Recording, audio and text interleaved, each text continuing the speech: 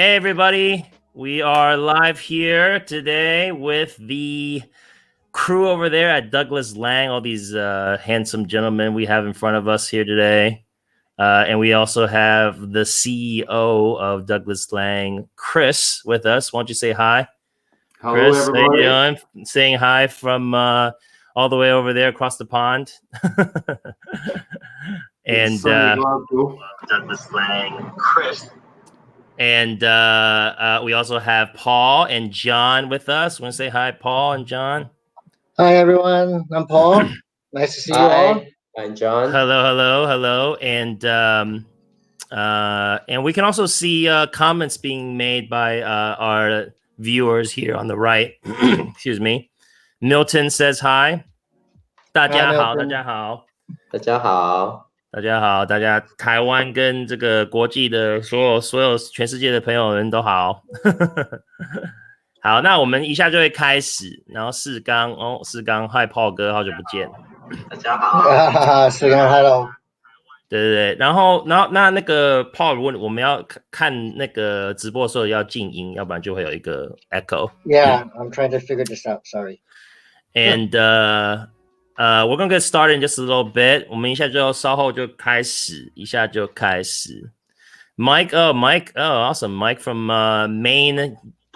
So I also have friends in the United States and people watch, and we have Mike from Maine in the US joining us. Hey, Mike. Yep. And then Harry from, I guess Harry's from 高雄, right? Harry's from 高雄. Yeah, we also have Yang Guang. Yeah. Wade, evening gang. We have a Mr. Chen saying hi. So we're going to start in just a little bit. 我们一下就要开始。请稍后。那如果今天错过这个直播的朋友们，我们之后可以在我们的这个 FB 台中威士忌同好会的这个群组里面看到这个回播。OK， 不好意思，我修正一下我的耳机。我们一下就开始。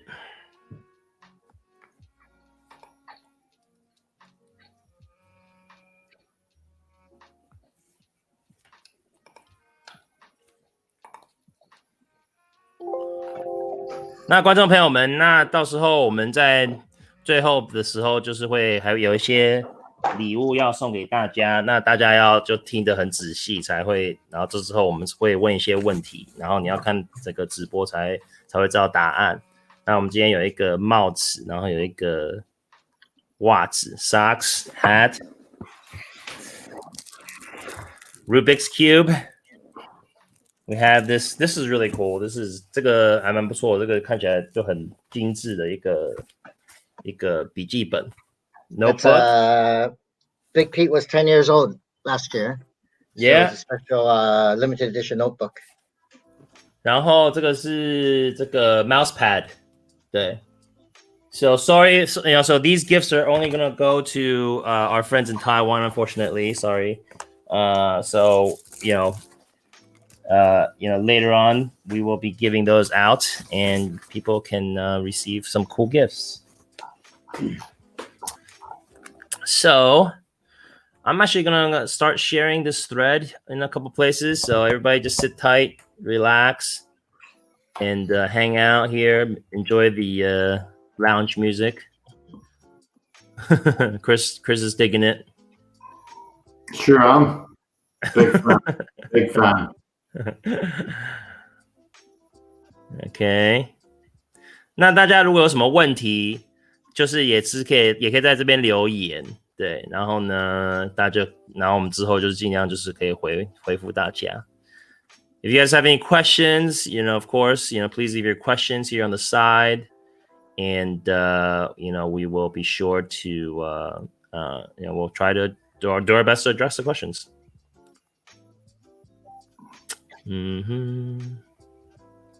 But I gotta share this in the group here. 1 second. Joe's on as well. Joe Chung. Oh, Joe just got on. I can't see the Joe 哥，他刚才过生日。Joe 哥对哦，Happy birthday, Yeah, happy Joe. birthday, Joe. Happy birthday, Joe. I'm gonna send you a mouse pad, Joe, for your birthday. if you get a question right.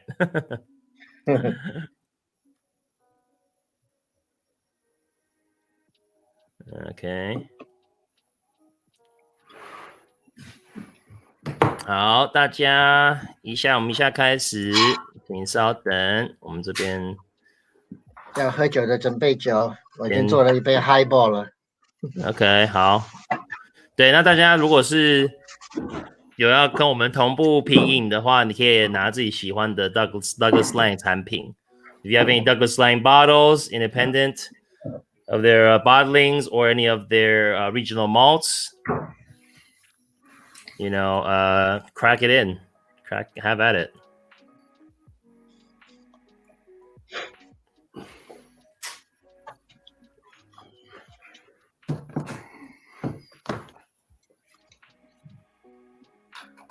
OK， 一下开始。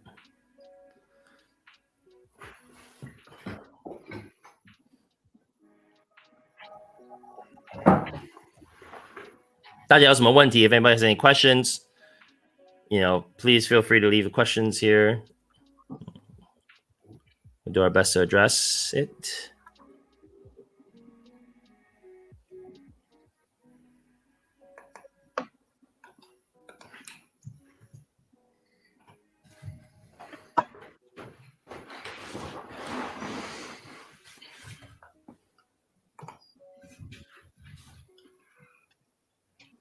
Dan Brown says, catch us on the replay.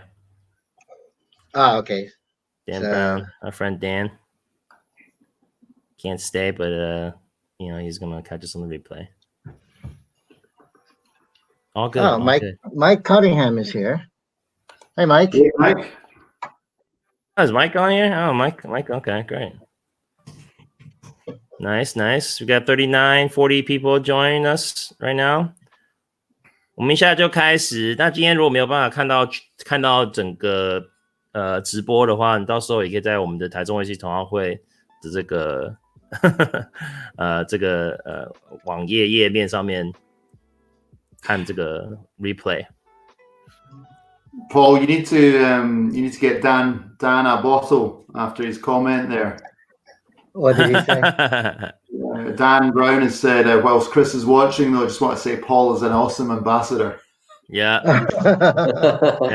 Thanks, Dan. The check's in the mail. Yeah, the check's in the mail, Dan.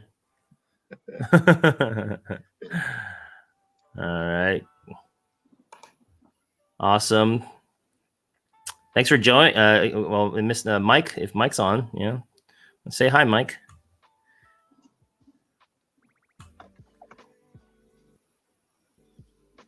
Oh, and we have Josh.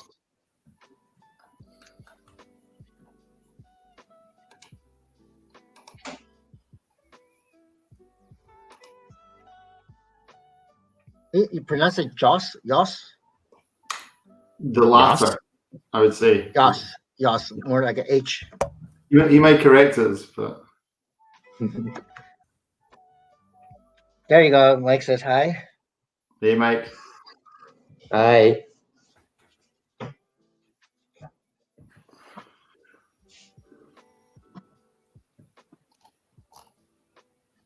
All right.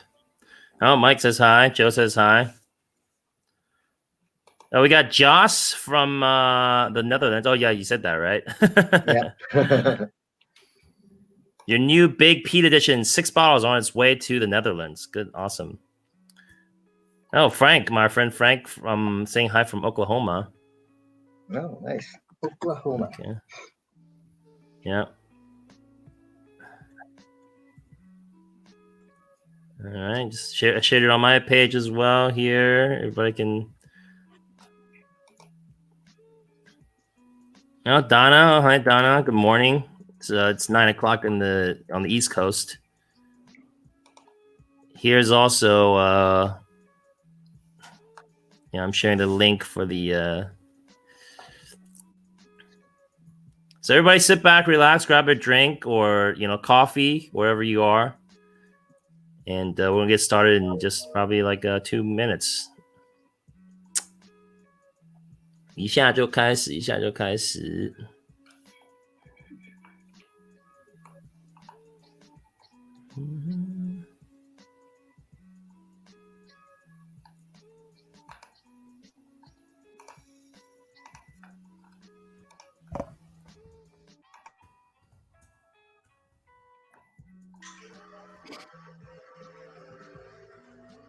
Hi, Serena.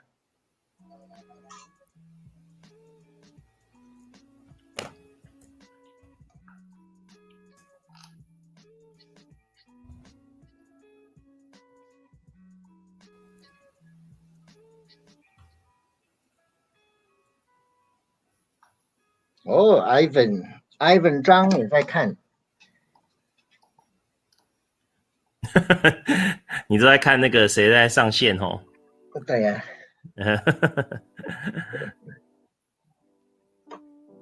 Very busy here with different screens. I know, yeah. It's hard sometimes to try to catch everybody, see who's watching.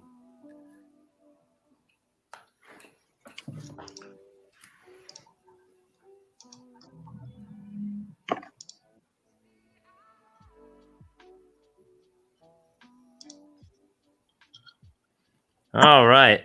Lawrence Chang, hi from Taiwan. Yu Sao. Serena, hello. 期待呢，王发成说 Hi Paul 哥， Hi， 你们认识？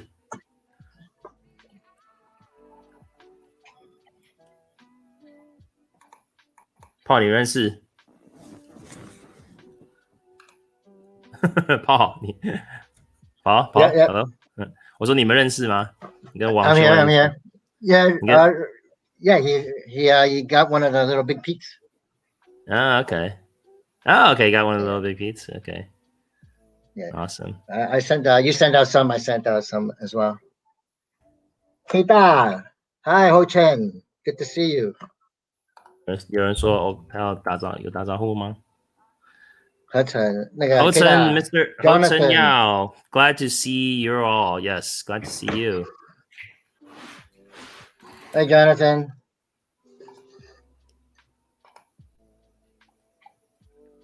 All right, we're gonna get started.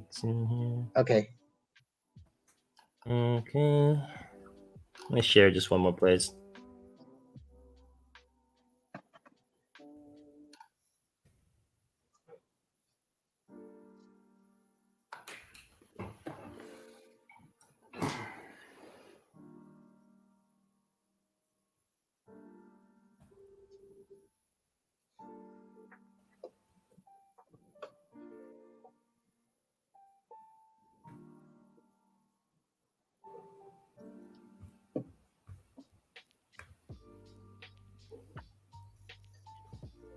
欢迎大家！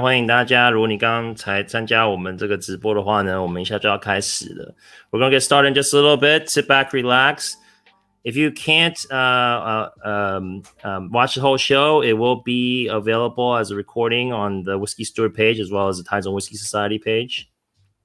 大家如果没有办法就是留到最后的话呢，大家可以就是之后再看我们的 replay。好，9点15分了，那我们现在先开始吧。好，那谢谢大家。Why is Chris looking so serious? I am serious until I get my whiskey in my glass. I'm Yeah. I'm waiting to kick off. I suppose we should just do that now anyway. Yeah. Okay. So let's kick this off, huh? So again.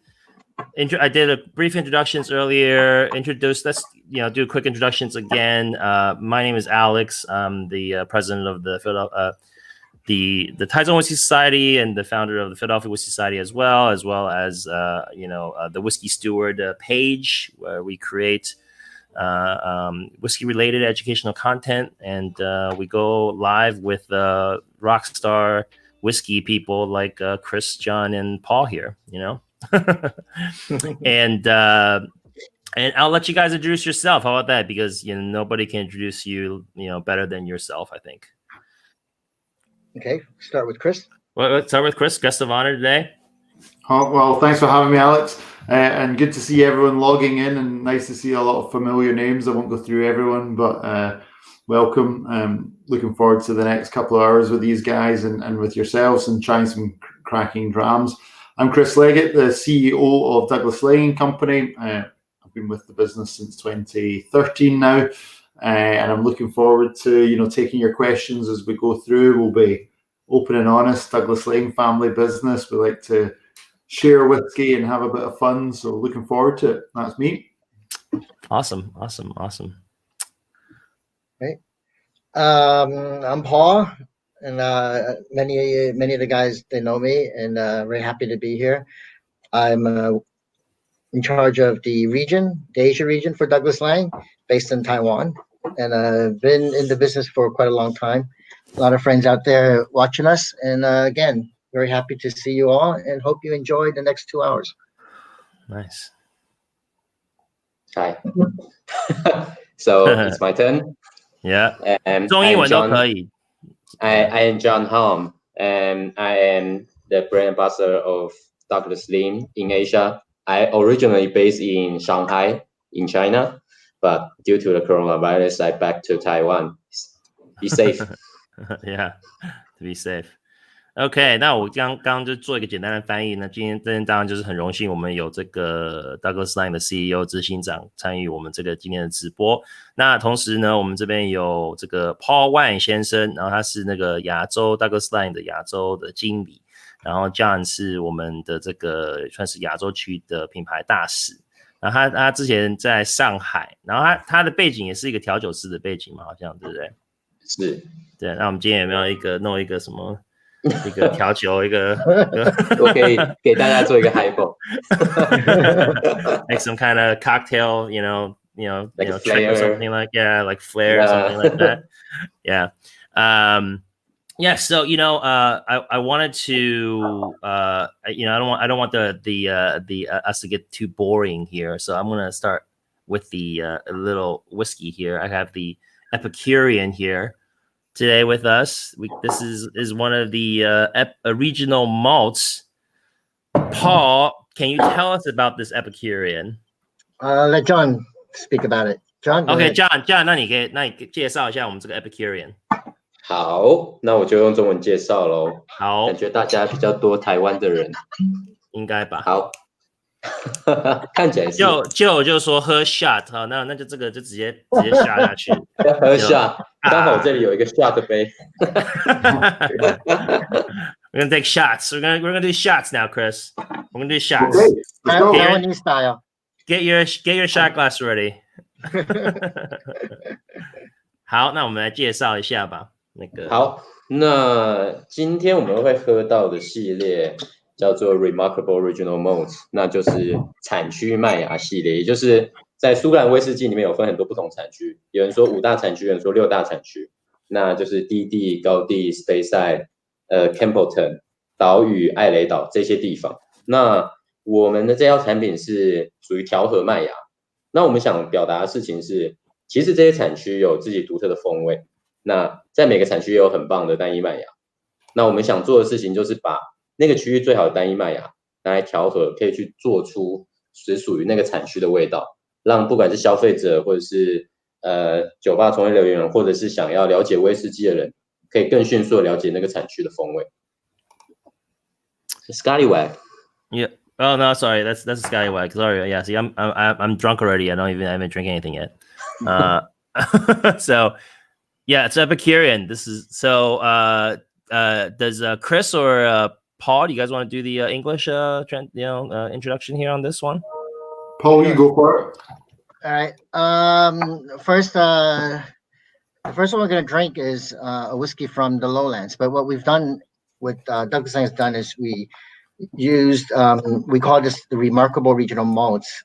And this is a representative of each Scottish producing regions. So you get flavors from these different 5 to 6 regions.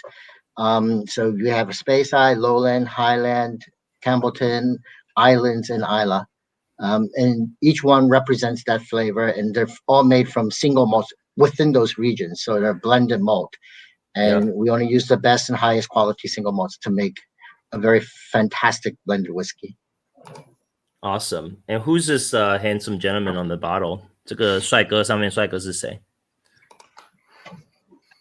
Is that Chris? Is that Chris here? Is that younger Chris with the mustache? With the mustache? I think it might be an older Chris. Oh, is that? Okay. Yeah, I guess he is kind of older. Yeah. The fun story about this is the Epicurean is a local Glasgow man, Glasgow being in the lowlands, and the Epicurean, someone who loves food, loves drink, but the Epicurean he's a 1930s man, and he's very charming, he's very witty, he's the type of person that comes into a bar and takes the whole crowd. But interestingly enough, he looks very like our chairman, Fred Laing, who, when we were developing the pack, he was emailing the designers to make the Epicurean look a little bit more like him. Oh, okay. Cool. Chris, can you angle your camera just a little bit? I think your name tag is blocking your face a little bit. Oh, I like this. Like this? Is this better?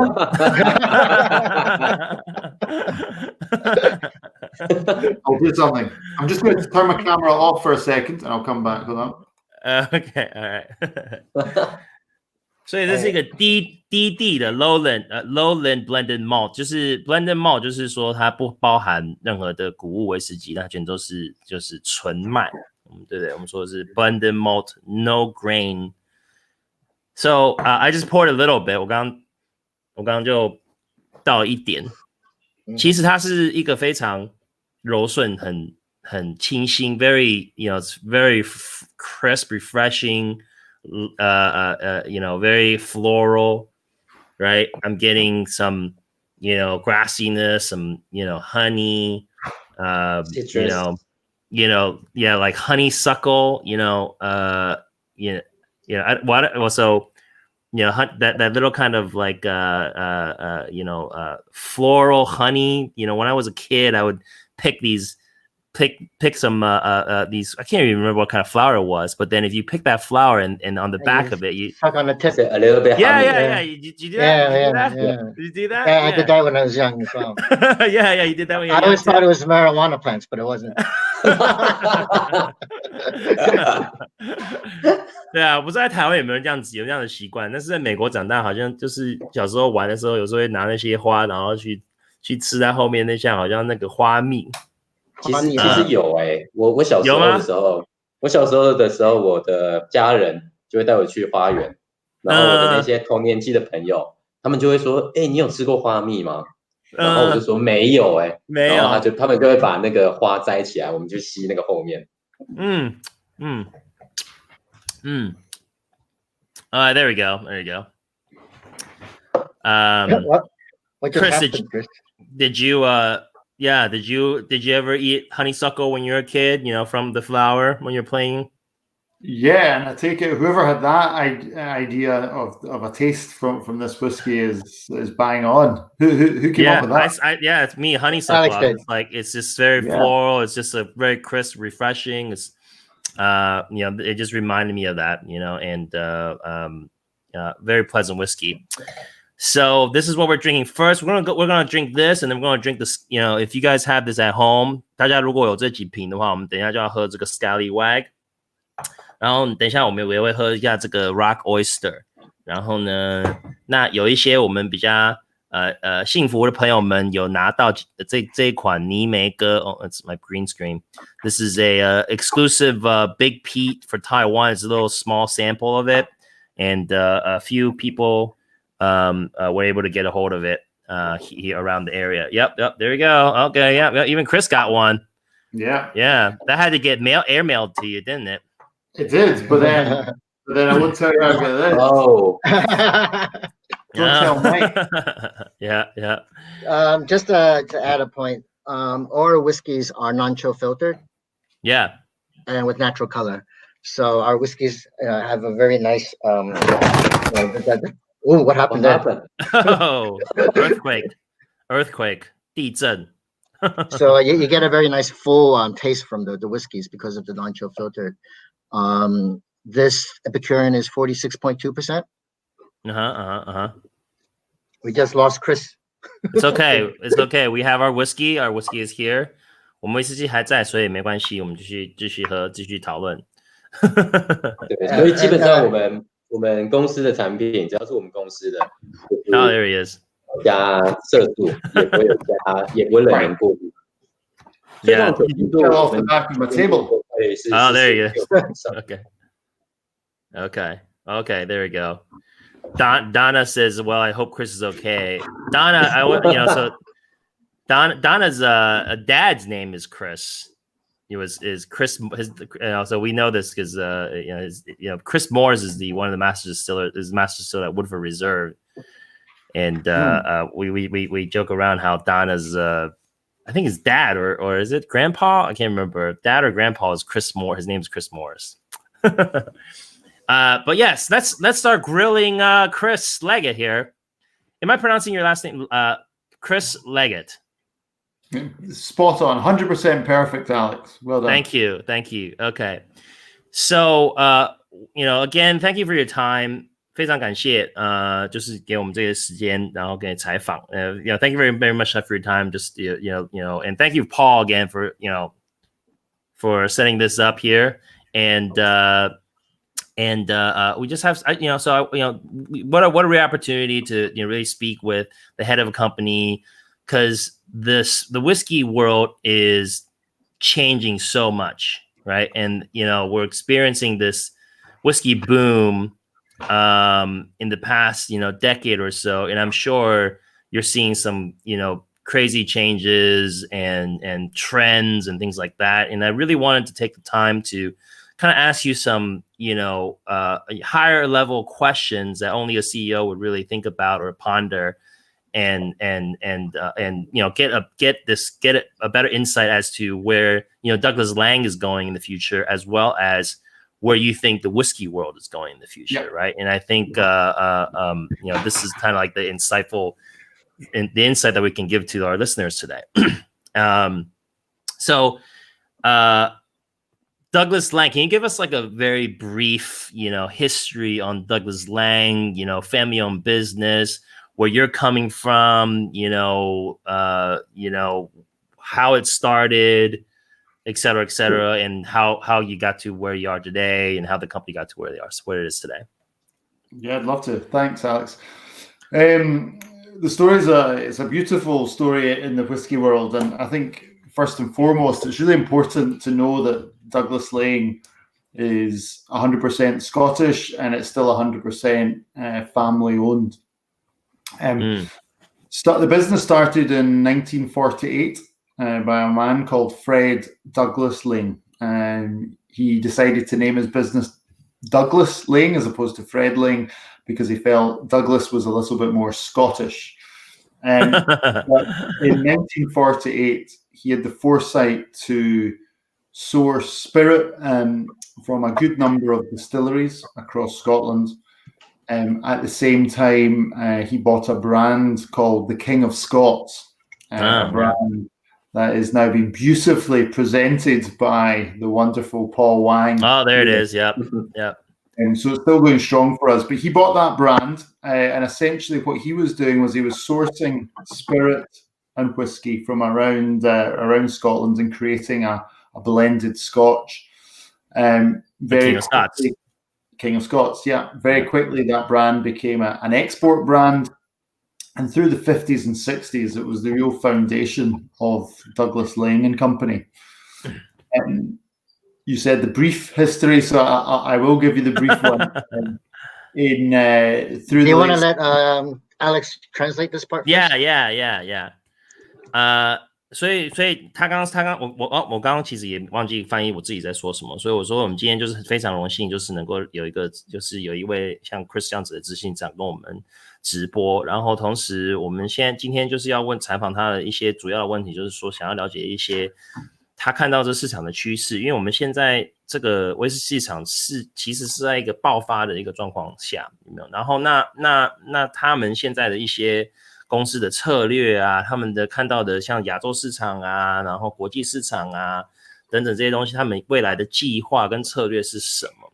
那其实一些这种比较算是大方向的这些问题，其实就真的就只是有一个 CEO 才能够回答，对不对？像我们这些有没有？我们这些小喽啰公仔，有没有？小喽啰只是就是看，就是在旁边当旁观者，然后看看这个市场是在怎么样的变化，对不对？但是真正的在做这些决定的人，真的就是像这些集团的这些 CEO 跟执行长。那我刚刚请他就是做一些基本的这些品牌的历史介绍。那我这边因为我这边也要写一些笔记，所以就叫他停一下，然后做一些翻译。那其实我觉得有一个很特殊的，就是他们也是自己的一个自己家里的，算是一个自己家人的生意，也是一个 100% Scottish， right？ 那其实我觉得 100% Scottish， 我觉得这就是一个很特殊的一个地方，因为你整个苏格兰有几个集团真正的是100%苏格兰人拥有的一个公司，其实是很少的。很多大这些蒸馏厂啊，然后品牌啊，全部都是被大公司有没有被收购啊，然后买下来啊 ，you know. So Chris, I was mentioning, you know, I think I really want to stress that 100% Scottish is, I think something very, you know, something extremely good, something that I want to stress and you should be very proud of, and I'm sure you are. Because there's really not that many, unfortunately, Scottish distilleries or Scottish, you know, whiskey producing companies that are really owned by Scots. You know, and that's, you know, that's a whole other story. But a lot of distilleries and, you know, groups and whatnot, obviously they're all been bought out or incorporated into other big brands and things like that, right? And so truly Scottish owned, you know, whiskey making families and companies is few and far between. And I just wanted to point that out, right? Yeah, and we can talk on it later. It's no, it's important. It's you know, it helps with the history of both our company and the category of Scotch whisky to maintain the Scottish links and roots. But yeah, we can go on to that later. Yeah, we'll get on that later. And then, sorry, and then 然后他说1948年有一位先生叫做 Fred Douglas. You know, I think I'm pronouncing this because I'm listening to you guys pronounce Douglas Ling. Douglas Ling. Yeah, see, so it's like a silent A. Almost, right? It's almost like L-I-N-G. It's almost like pronounced L-I-N-G instead of L-A-I-N-G, right? Yeah. We don't complain. As long as you like our whiskey, you can call it. No, see, I'm ignorant too. Ling. Yeah. So Douglas Ling， 那1948年有一个 Fred Douglas Ling， 然后他就是创造这个品牌，然后他那时候他出的这个品牌就是一个 King of Scots。那我们最近也是还蛮那个 7-Eleven 有做一个特别火的一个活动，有没有？最近销售还蛮不错的，对不对 ，Paul？ 那个 King of Scots 那个那个品牌，你那个来秀给我们看一下，对不对？那 King of Scots， 对 King of Scots。然后 Fred 的这个创办人，这个他就是去有没有收购很多不同酒厂的酒，然后去调和他的这个 King of Scots 这个品牌。然后他大概50跟60年代的时候就开始好像出入嘛，就好像是 export 到外面去了嘛，对不对？ Right? 就出口，对。好 ，Yes, please continue. Thank you, Chris. So in the 70s, mid-70s, Fred's son, Generation 2, joined the business. He was also called Fred to keep things simple, but also maybe confuse you. So our now chairman, Fred Ling, Generation 2, joined the business, and what he started to develop on his father's insight into spirit sourcing was more the brand side of things, and realizing that Fred Generation 2 was a marketeer. He was very creative. But also through the 80s, that's when we started to do our single cask business. And he realized that, goodness, we've got all these wonderful single malt, single casks, and all these wonderful single grain, single cask whiskies that we are marrying together to create something beautiful in the King of Scots, that in actual fact, we could sell these on their own right as an individual cask. And that really changed the business. It took us down a different avenue. We moved away from, or we built upon, I should say, that the blended Scotch business, and we started looking at super premium single cask, single malts, and that really helped the business push on right the way through from the 80s up until just after the millennium. So much so that in 1990, Douglas Laing won the Queen's Award for Export. The Scotch whisky category was challenging. It wasn't in a growth period at that time, but Douglas Laing were innovating. We were creating new brands, and we were lucky enough to win the Queen's Award. So that took us on to 2009, and then there's a new chapter that will start. So I'll let you translate that, and I can go on to the third chapter of the summary. Yeah. So you said now it's on how many generations is it? It's now 3, but I've explained 2. Okay. Yeah. So now it's the third generation. And 所以他刚刚说就是现在已经是算第3代，但是他刚才解释第2代的时候，那时候好像他们就是在做 King of Scots， 然后他们当然就是收购很多这些很特殊然后很美味的这些威士忌嘛，然后他们就是拿来要调和，但是他同时就是发现说他们可以把这些美味的这些好酒，然后就直接装瓶。那大概在80年代到90年代的时候就开始做这个份工作，然后何况是他们那时候的生意做的也很不错，然后还得到那个算是一个这个皇后的一个奖，对不对？那怎么讲？那中文怎么翻译啊？好的，出口奖吧。出口就是就有点像是最佳皇后出口品牌。最佳出口品牌，最佳外销品牌，对，得奖。Which is, so Chris, which is very interesting because, the 90s, whiskey wasn't moving like that. It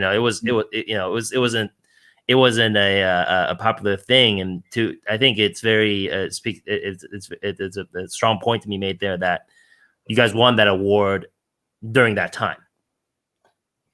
Absolutely. And I think, although we talk about serious liquid and serious whiskey, we innovated through that period, and with that came great results.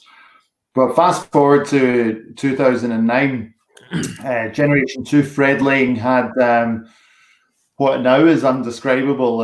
He was going through the stock list of Douglas Laing and realized he had and I quote him on this, he had over an abundance of Islay single malt Scotch whisky, which is just incredible. And he started playing with some marriages of blends of malts. And the long story short is he created, back in 2009, he created Big Pete, which was a marriage of single malts from Islay, being beautifully presented by John here.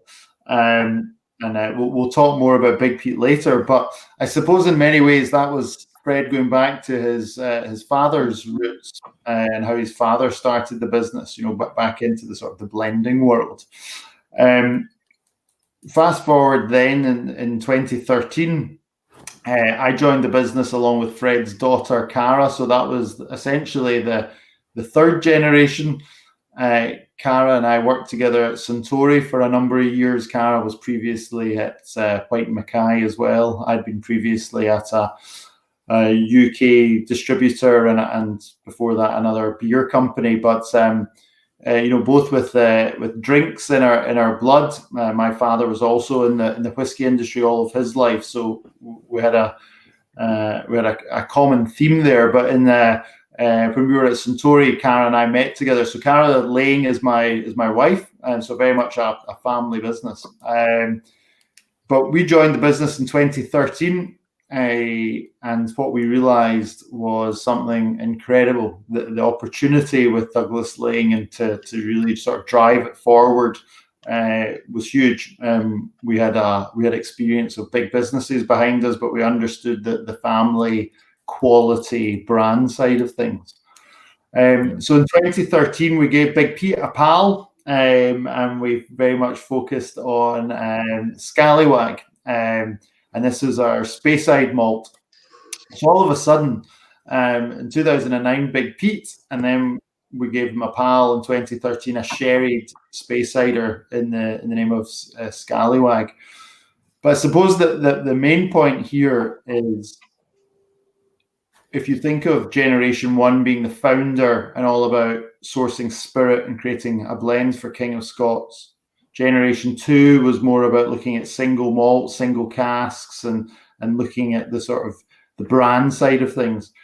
Generation 3, where we are now, is almost marrying those two worlds together and looking at both the wonderful side of blending single malts, but also the brand side of things. So in 2013, we realized, we could have something quite exciting if we can use our spirit sourcing that we're doing across every region in Scotland, and we could actually create something very unique by offering a malt whiskey from each of the distilling regions of Scotland. So in 2013, we started that journey to release a new malt whiskey every year until we had one from each region.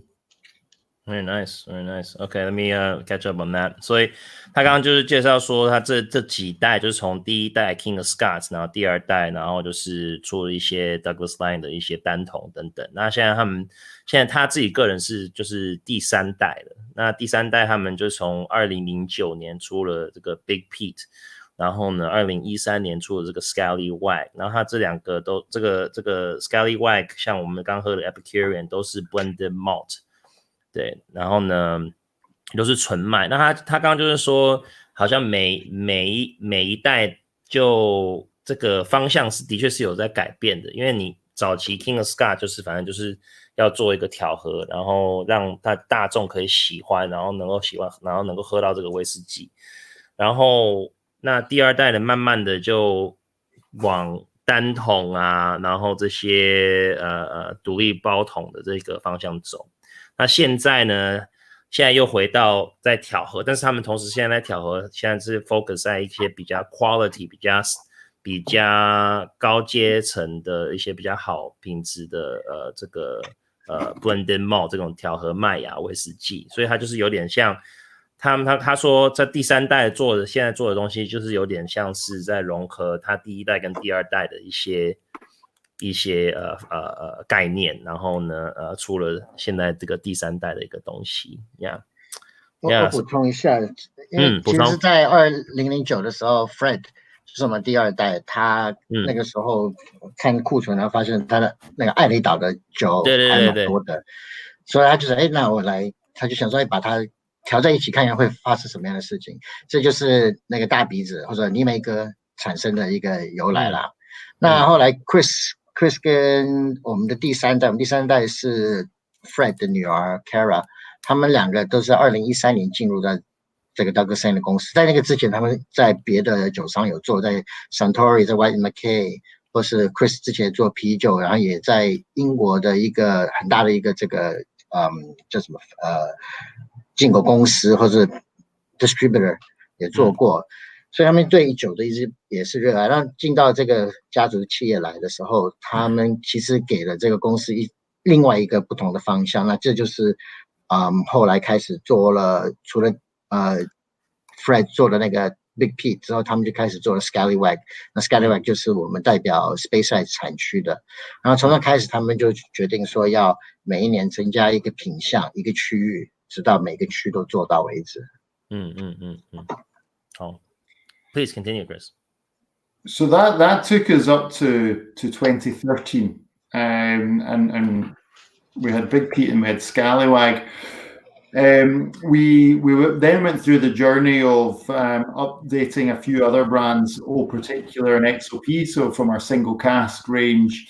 But then we moved into 2014, my apologies, Timorous Beastie from the Highlands, a marriage of single malts in the Highland region. 2015, Rock Island. 2016, the Epicurean from the Lowlands, which we're trying just now. In 2017, the Gulgens from Campbelltown. So by 2017, we had a malt whiskey from each region of Scotland, really unique. And again, it's thanks to the founder, Fred Laing, who through the 40s, 50s and 60s was laying down great spirit, but also he had great contracts of supply of good single malts across Scotland. Some of those contracts from the 50s are still valid today, and we're still working, which is incredible. And then in 2018, we celebrated our 70th anniversary. So although some of the whiskies you see are very fun and modern packaging, we are still a serious, genuine Scotch whisky business with real history and heritage. And then last year, we added on, instead of being just Douglas Laing blenders and bottlers, we added on 2019 distillers, blenders and bottlers. And we purchased Strathearn Distillery in the Highlands of Scotland, and a very exciting opportunity for us. So that's our business, family owned, loads of great history over 70 odd years.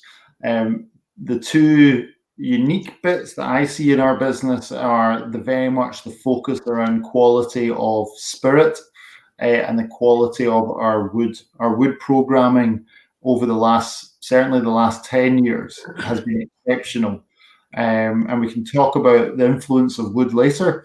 But the two fundamental elements at the heart of our business are the quality of spirit and whiskey and the quality of our wood management. It's vital that you get those key ingredients perfect, and I think we're always improving. We are not perfect at it. I think we're really, really good at it, but I think there's always room for improvement, which is great. And we're continually pushing the team to source the best casks, sample the best spirit. And we do everyone at Douglas Laing, we have a smile on our face. It's a great fun place to be. We've got great whiskies through up to 50 years of age that we try to sell if Paul Wang doesn't drink them himself. Is that your oldest cask there, the 50-year-old? Our oldest release is a 56-year-old, and we have whiskey older. The problem is, don't judge a whiskey by its age. Yeah, right. Yeah, of course. The problem with whiskey that old is it sometimes doesn't taste like whiskey anymore. And likewise, the Angels, if you lose 2% a year, you can be at risk of it dropping below 40%. And if it drops below 40%, it's no longer Scotch whisky, which is horrendous. But some of them, some of the old ones are great. Actually, we tend to find now that some of the older single grains that are 35 years and older are exceptional. They are sort of, there's a bit more vibrance to them at that age. There's a bit more flavor. They're not just wood, and they've got a bit more of the spirit quality coming through. They're a bit more drinkable. But again, that's that's part of the excitement of Scotch whisky. There's something for everyone. So a question comes to mind.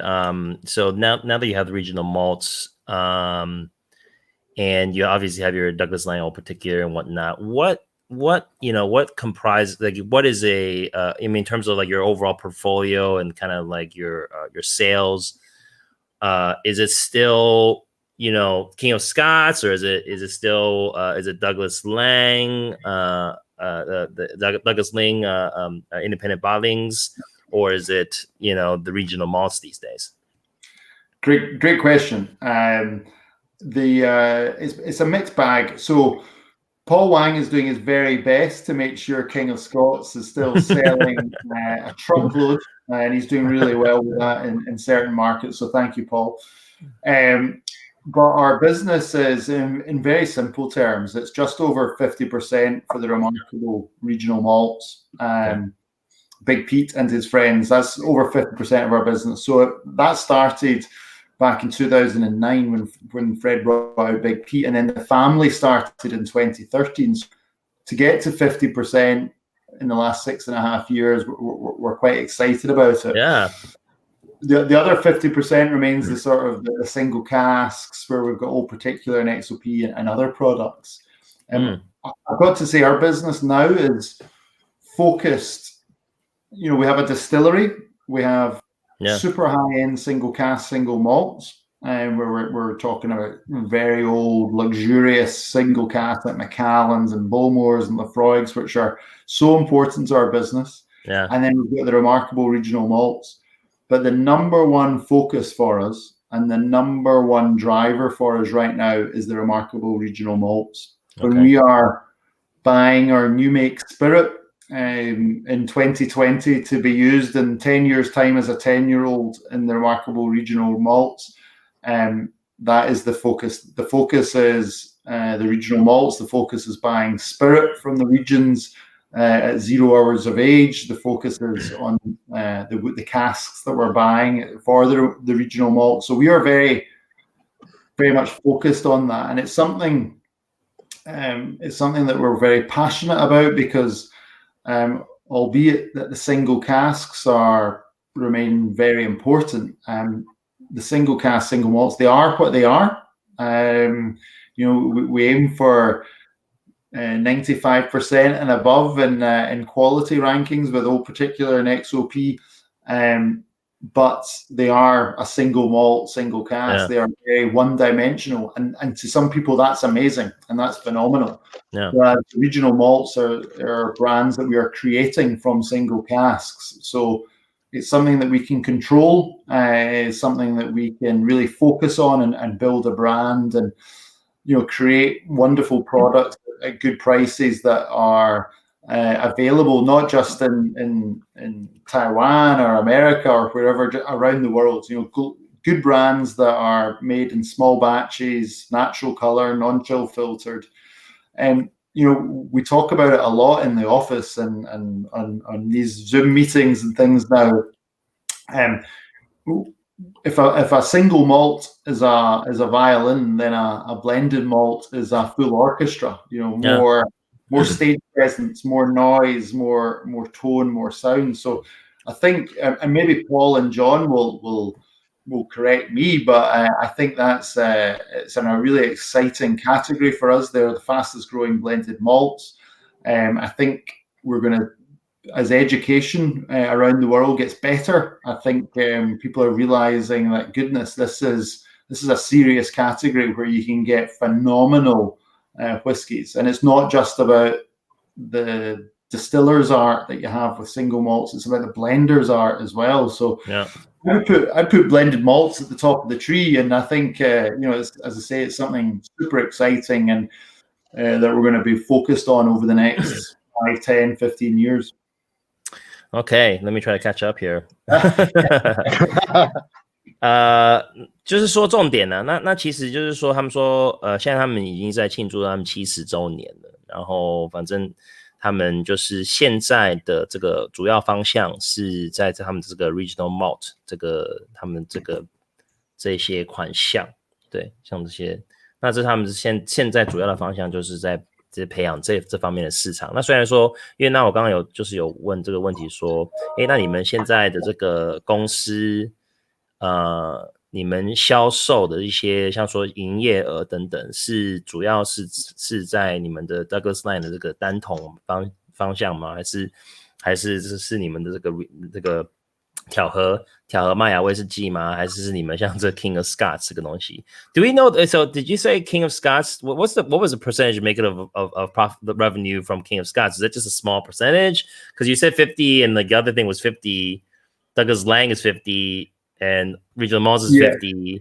Yeah, And I then, think the important bit is regional malts is 50%. Everything else is in the other 50. okay, everything is 50. Okay, in gotcha. there. Yeah.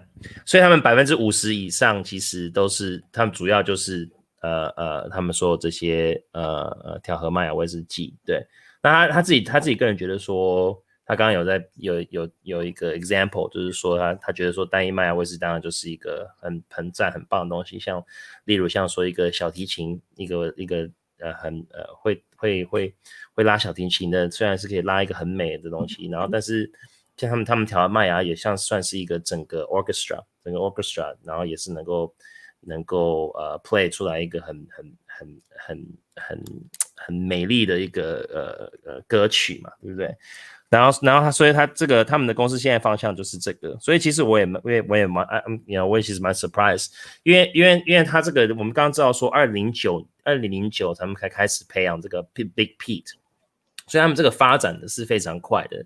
2009到现在，那他们70年来的历史有没有 King of Scots、Douglas Laing in particular， 然后6年从2009年到现在。他们这一方面的这些威士忌，调和麦芽威士忌呢，就已经是占他们整个公司的50%的比例，所以这个也是一个趋势嘛。对，这个就是，然后他们觉得说，这个市场还是很大的一个发展的空间。You know, I discussed, I mentioned that, in a 70-year history of, King of Scots, Douglas Laing in particular, selling all this whiskey all this time, but in a decade's time to come up with something that now makes up 50% of revenue in your business, that's a trend. And it's very telling. It's very telling as to where the market is going, right? Which is kind of like one of our next questions is. And there's a demand, supply and demand, right? If people didn't want it, then you wouldn't sell it, no. Right? And I think we see that. I think in the mature markets of single malt around the world, Taiwan, France, UK, Germany, you see that there is a real understanding now of our regional malts. I tend to, and you'll see, I tend to avoid the word blend as much as possible because it's got negative kind of negative connotation. It's kind of like and it's a real shame. Because when I talk about Rock Island later, we'll explain how difficult the blends are to make. The blended malt certainly, and they're actually much harder to make than a single malt. And I think that the problem is. There's 5 categories of Scotch whisky. We have blended Scotch, which is the biggest category of all. Johnny Walker, Bell's, Famous Grouse, etc., Jane V. We have single malt, which everyone knows. We have blended malt. We have single grain, and then we have blended grain. So there's 5 legal categories of Scotch whisky. We have to fall into the blend category with the remarkable regional malts, blended malt, because it's a blend of 100% single malts. But it's the B word, the bad word. The B word. People say, oh, it's blended. I don't drink blended because maybe they've had a supermarket whiskey for a cheap price and the quality's been not to their liking. That said, blended malt, as I said earlier, with the violin and the orchestra scenario, is for us really exciting because arguably you're taking those single malts and you're layering it up. It's like it's more.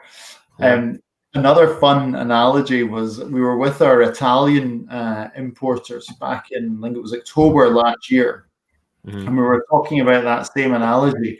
And our Italian importer said if single malt is tomato soup, then blended malt is minestrone. And I love that because it was all about more flavor, more depth, more style. So I don't think we have minestrone in Taiwan. 台湾有 minestrone 吗？番茄蔬菜汤。对啊，因为他刚才说他在意大利，他跟他们的这个代理商，然后在讨论这件事情，就是说就是这个的单一麦芽跟这个调和麦芽。然后因为他刚刚有说，刚有用一个这个 example， 就是说一个小提琴师跟一个整个乐团嘛，对不对？那意大利人就是说，那个单一麦芽就好像是番茄高汤，那但是调和麦芽就是他们的一个 minestrone， 我其实不知道怎么翻译 minestrone。minestrone is like 它就是算是一种比较丰富的一个蔬菜跟面疙瘩汤吧。对啊 ，Yeah, go continue on.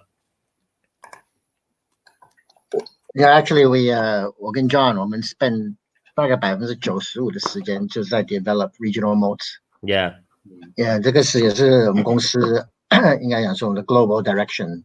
yeah. 事实上，我觉得蛮不错的，因为至少像你说成熟的国家像台湾，慢慢沟通是可以接受的。那有很多，尤其我到亚洲的其他的市场，很多 whisky 刚开始。所以也是他们也能够去接受，所以我就觉得以 blended malt 来讲的，或者调和的这个部分，其实慢慢是越来越多人可以去 understand 理解。那当然你的品质、你的口味风味要好，而你要有趣的故事、有趣的这个有个意义，让他们知道，这个为什么产区啊，这样子可以比较了解。所以这也是我觉得我们这些品牌可以在这么短的时间，其实占到公司很大的一个营业额。对啊，我觉得这个算是真的是一个趋势，而且这个市场真的是就是这个 it's such a big opportunity, I think, you know. And then I think you know, 刚 Chris 在说调和威士忌这一块，感觉好像就是一个他刚刚说是一个 bad word, you know， 就好像就是好像大家听到调和就好像就是有点好像就是有扣分的那种感觉，有点贬义这样子。对啊，有点扣分的感觉。但是其实我觉得慢慢大家就是有在关注这个，然后有在改变想法，尤其是像尼梅哥这块，有没有？现在尼梅哥其实就是有很大的一个粉丝群，大家都很喜欢尼梅哥。然后但是虽然它不是单一麦芽，但是它也是一个非常好喝的一个调和一个威士忌。其实所谓调和，也就是一种艺术啊。对啊。你能够调出好的，调出不同的风味，调出一致性，都是不容易的事情。我们要不要来下一杯？对啊，下一杯。对啊，刚下一个。So Chris, I was just mentioning, you know, your comment about blended whiskey, and I think the market's changing, you know, and then even people like Compass Box, right? And you had mentioned, having some really amazing, like 30-some-year-old single grains, and that's like, I feel like that, like the single grains were also seeing a big kind of quote unquote reveal, I guess. I don't even want to say comeback, because now we're getting this 25, 35-year-old, 45-year-old single grains. I just got a bottle of 35-year-old single grain from a local Taiwanese retailer, and you didn't see this stuff, like 20, 30 years ago, but you're finding these single grain whiskeys that are doing really well after a long age, and people like Compass Box and whatnot, they're getting these single grain whiskeys that are amazing and doing the blending. And so it's kind of like it's kind of like the rising tide raises all ships, right? You need more people to really kind of expose the market and kind of change the mentality behind this kind of thing. Yeah. The like text message, SMS, single malt snobbery. Single malt snobbery. Yeah. So I got the scallywag here. 我们来这个小淘气吗？中文是叫小淘气，是不是？淘气鬼。哦，淘气鬼。So scallywag is 淘气鬼。our Speyside region blended malt. Speyside region. Okay. 对，所以淘气鬼是 Speyside 地区的调和麦芽。Yeah. And this is mainly sherry. There's a bit bourbon matured, but mainly sherry matured. So you get the really nice sherry notes from this. Yeah. Well, you can also see 是用雪莉桶的。Yeah, and you said all your whiskey is non-chill filter. Is that what you said? Yes, so they're all non-chill filter, natural color. Natural so this color? one Okay. is 46%. So you can take a look at this Epicurean. Epicurean is like this kind of straw, lowland light straw, probably bourbon cask. You can see definitely a difference in the color here. Definitely presence of sherry in the scallywag here, like John was mentioning, right? 所以就是我们可以看到这个全都是天然的颜色，然后非冷凝过滤。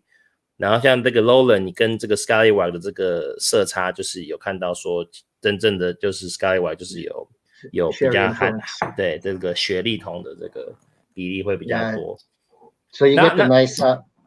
我之前有问另外一个酒商过说，你们这个调和威士忌里面大概的比例，这个波本桶跟雪莉桶的比例是多少？然后他们就拒绝回答我。然后那我可以问 ，Yeah, Chris. So I asked another whiskey maker company. What is the percentage of blend in between sherry and bourbon casks in the scallywag? Because we talked about this has sherry cask, right? Yeah. And the other company refused and did not answer that question and says it's a we can't disclose. But I'm going to ask you the same question. Would you like to tell us? Or do you know the answer? Yeah. Maybe they didn't know. When we first launched Scallywag in 2013, it was 80% sherry and 20% bourbon. The 80% sherry was split between Oloroso and Pedro Jimenez sherry casks, and the 20% bourbon was first fill bourbon. The reason that it was not 100% sherry is because we wanted it to be drinkable. But everyone talks about they want a big peat bomb or a big sherry bomb. Great, these are good whiskeys, but I would rather you drank a whiskey a few times as opposed to just once. So the bourbon element in there just softened out some of those sort of sweet, rich, fruity, chocolatey notes and threw in some of those sort of vanilla creme brulee flavors and to create a great marriage. Now, as we move forward, the percentage of sherry is slightly higher than that. It's maybe about 85-15. So 85% first and second fill PX casks. Okay. First fill Oloroso casks. And then the 15% is first fill bourbon. I'm sorry, could you just go that again? I want to write that down. So I can read. So 85% sherry, of which we're using first and second fill PX casks, and we're using first fill Oloroso casks. Okay. And then 15% bourbon, first fill bourbon. What I should say all first fill bourbon is for the bourbon. Yeah. What I should say is we're producing in small batches. Yeah. So a batch to us might only ever be 6,000 bottles. Yeah. It might only be just slightly higher or lower than that number. Mm-hmm. But what we produced to the secret family recipe that no one knows other than 4 people. But what we're looking always to create is something that is the same as what was before. So there's always slight little percentage changes just to make sure that you've got consistency from batch to batch. And what we realized was, over time, we wanted to evolve and bring in a little bit more of the sherry cask into Scallywag. But 100% sherry would be completely different. That's a different moment. It's a post dinner. It's maybe have 1 or 2 with a friend. Very special. There's a time and a place for that. Whereas the core Scallywag, we want that to be enjoyed Monday, Tuesday, Wednesday, Thursday, Friday. Yeah. 他刚刚那个 Chris 很大方的有跟我们分享说他这个Scallywag 这个淘气鬼里面的这个比例是多少？那淘气鬼它是46% ABV 46%然后呢是85%的雪莉。那雪莉的比例呢就是也是有用first fill 跟 second fill 的 P 叉，然后也有 first fill 的 Oloroso。you know my question 85% of the sherry, is that mostly of the first fill Oloroso or first and second fill PX? It's kind of equal. 看equal，那比例差不多是那个位置，差不多两个都是一样。然后15%是波本，然后都是first fill 的波本桶。Okay. And so which leads to the next question, since you're willing to answer. What malts are in here? I was just going to tell you. Okay, there you go. Well, Paul does because okay. In case I say too much. So over to Paul. Over to Paul. What did you say, Chris?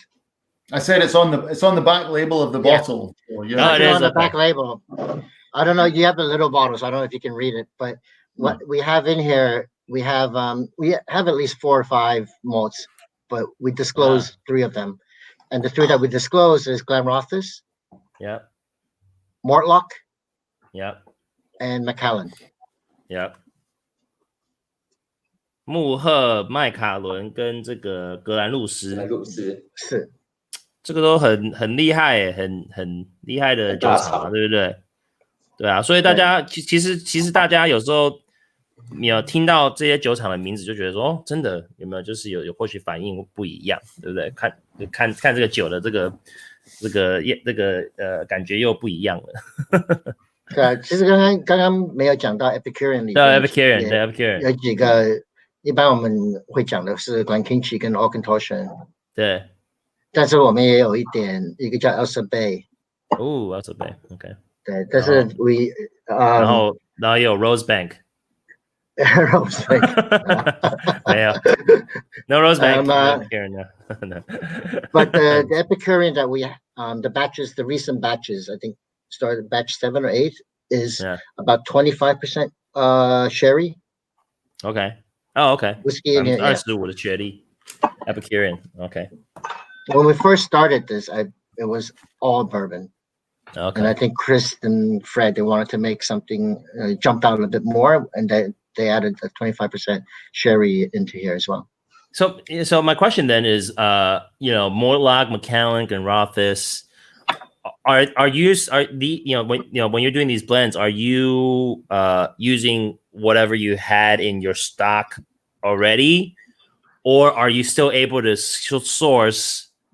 Because Macallan these days, you want to buy a cask from Macallan, it can get a little pricey, right? And or if they even sell to you. So are you guys still able to source from these distilleries today, or are you using your old stock?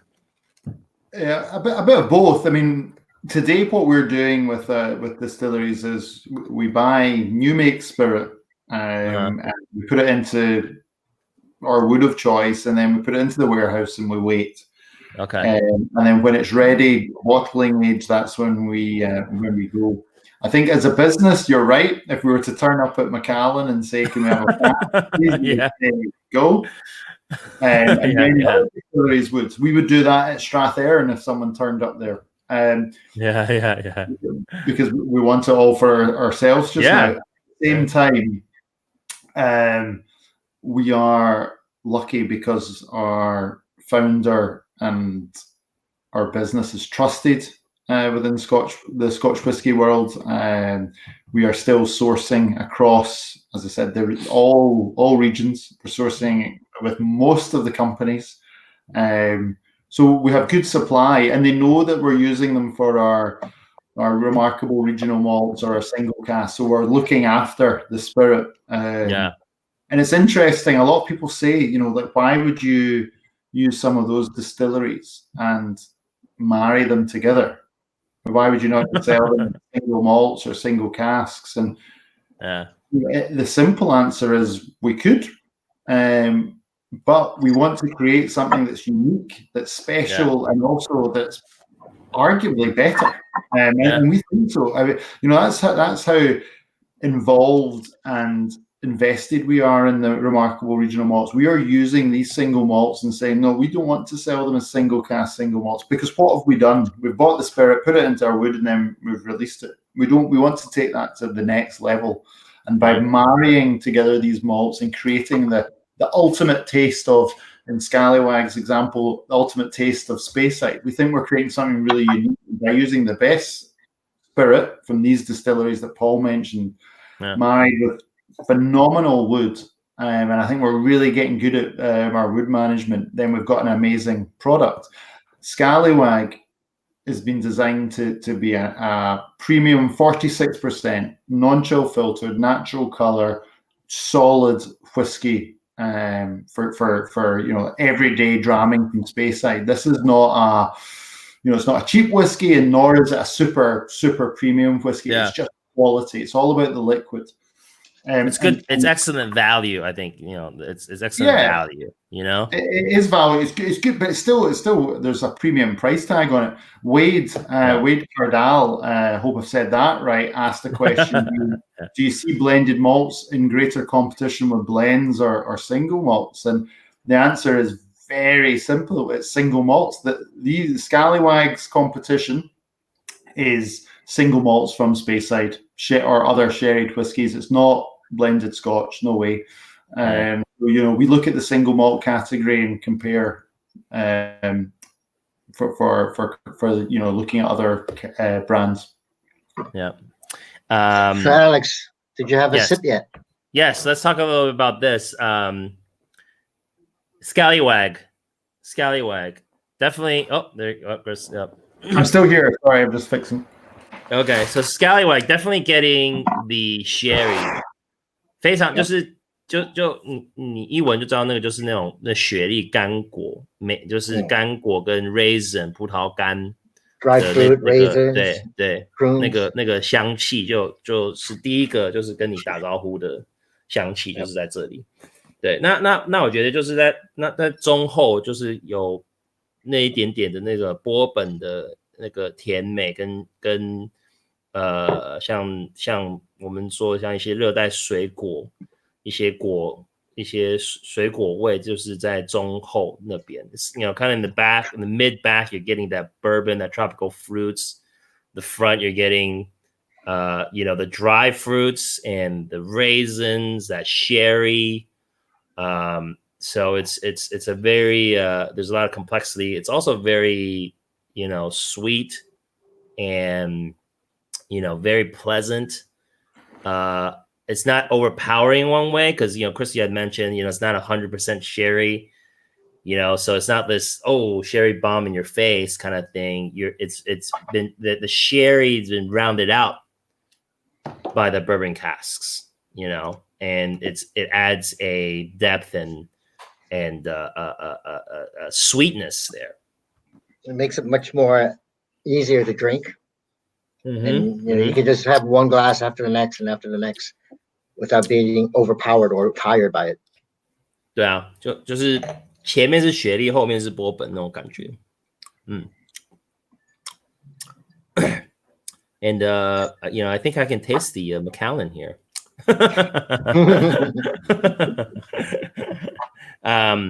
But definitely it's a very full body experience here. I think it's definitely not thin or light. It's definitely it's got meatiness to it. There's meatiness to it. Yeah, it's a very versatile spirit. As much as for us, it's Speyside in a glass. Great if you pair it with chocolate.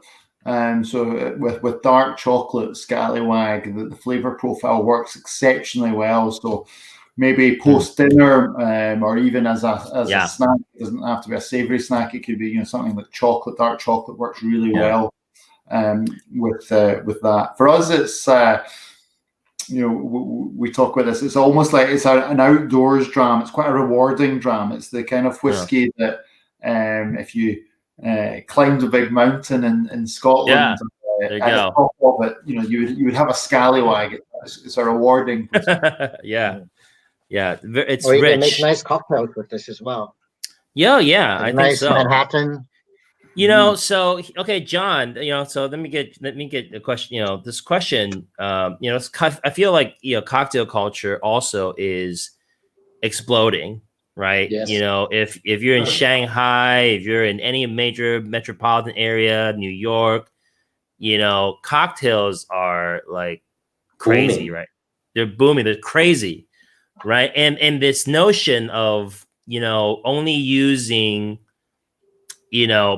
bottom shelf alcohol, it's outdated, Yep. and people are looking for premium spirits, and so I'll let Chris can talk a little about this. John can talk a little about this.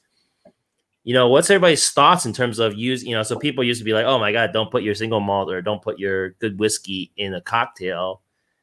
It really makes a difference, I make an old fashioned with a good bourbon versus a bottom shelf bourbon. It tastes different, and I like that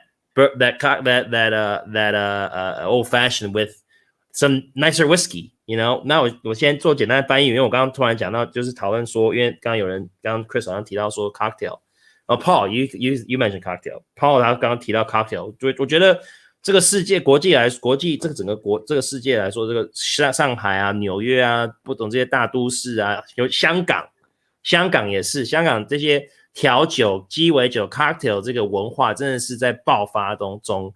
那现在何况是像上海啊，然后香港啊这些地方，他们现在用的那些基酒，都是一些非常好的酒，不是在用一些便宜下沉的一些不好的酒，或者一些便宜酒。那我自己个人觉得说，你要调酒有没有？你用一些好酒，那你的 cocktail 就会变好喝一点了。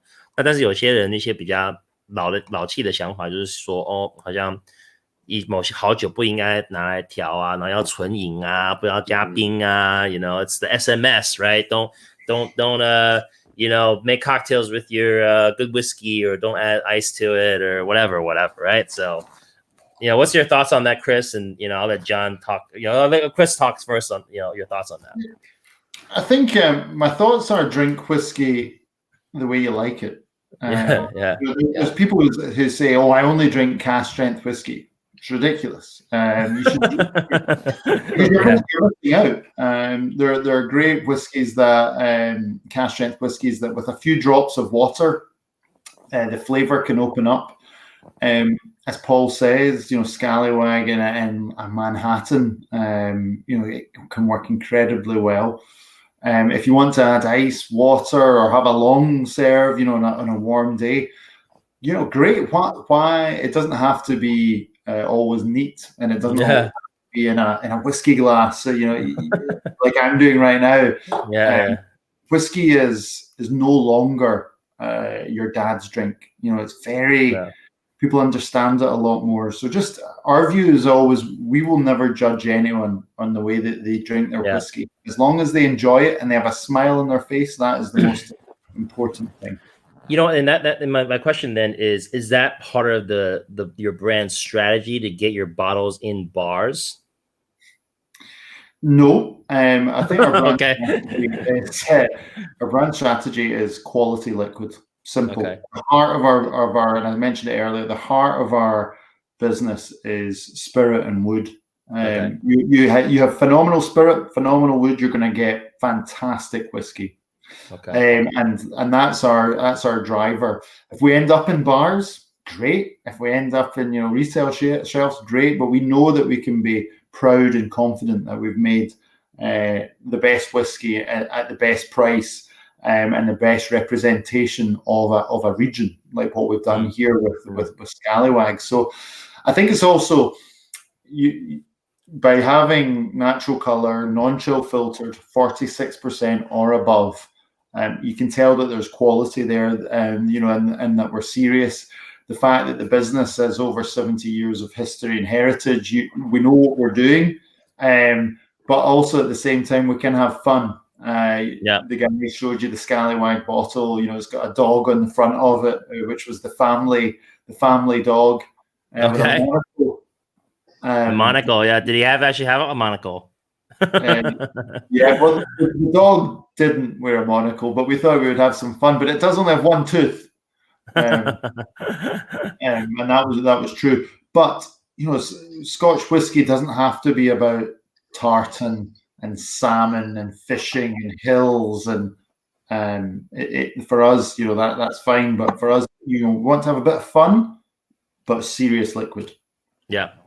那John你要翻译还是我翻译？Paul 翻译好了。没有，我可以翻译，因为我接下来本来想要你，我觉得就简短的翻译一下就好了。那他好，那你简短翻译一下吧。啊？你说什么？你说我简短翻译还是你要简短翻译？对，我简短翻译。Chris 的意思是，其实我们没有设定你酒一定要怎么样喝，你只要喜欢，你用什么方式喝，其实都可以，不管是纯喝、加冰、做成调酒，当然都可以，只要你喜欢就可以了。对，当然另外我刚刚有问说他们的一个策略是不是，因为我们讲到调酒这一块，有些品牌他们的策略就是说 some brands have their specific strategy is get my whiskey into these bars.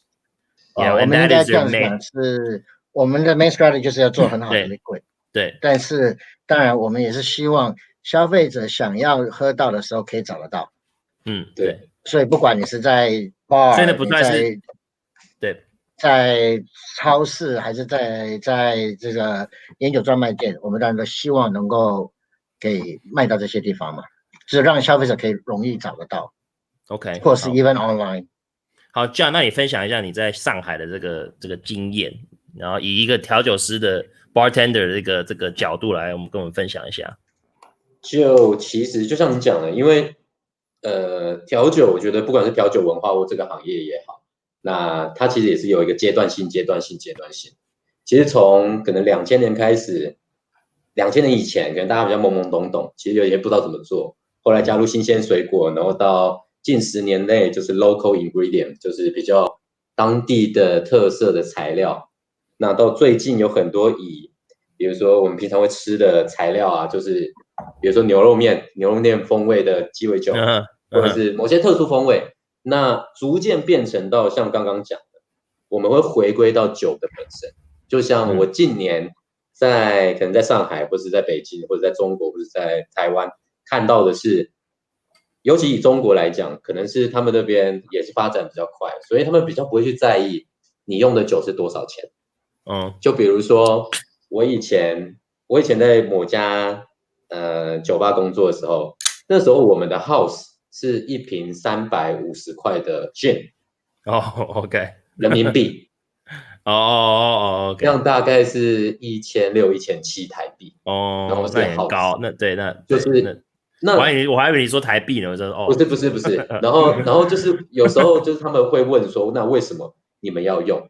I'm gonna make a cocktail right here. I got my 苹果西达my apple citra. I'm gonna make a cocktail here while you talk. 然后就是为什么要这样做？是因为不管是多么特殊的风味，到最后还是回归到酒本身。那你当然用的酒本身的品质，当然会直接影响到你对这杯鸡尾酒呈现给客人的好坏，所以酒本身也是很重要的。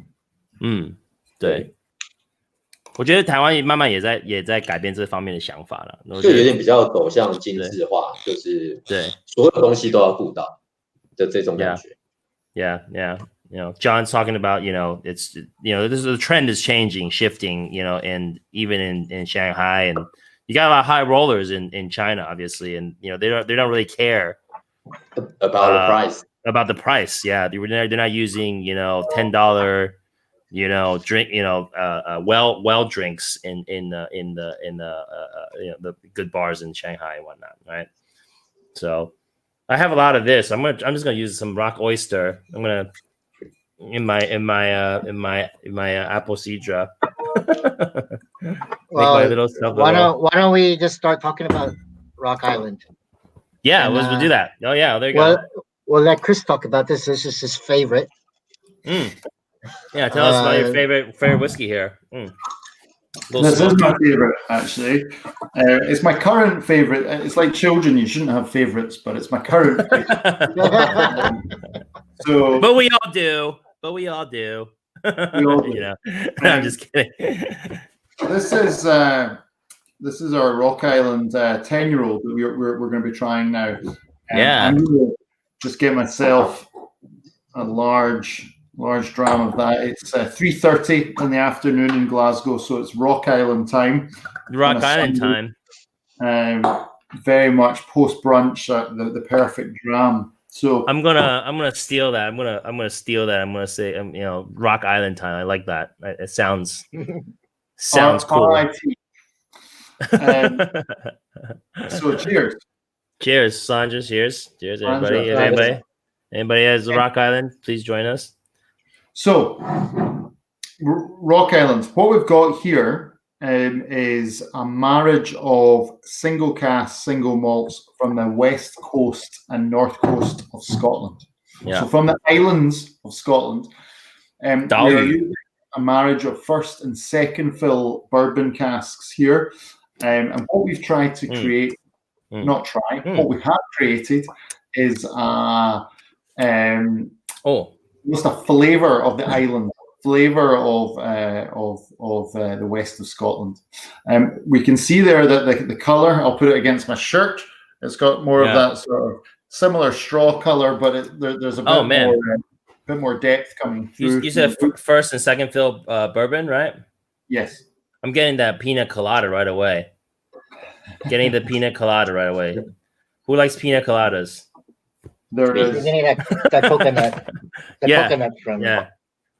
For me, it's just when you nose it at first.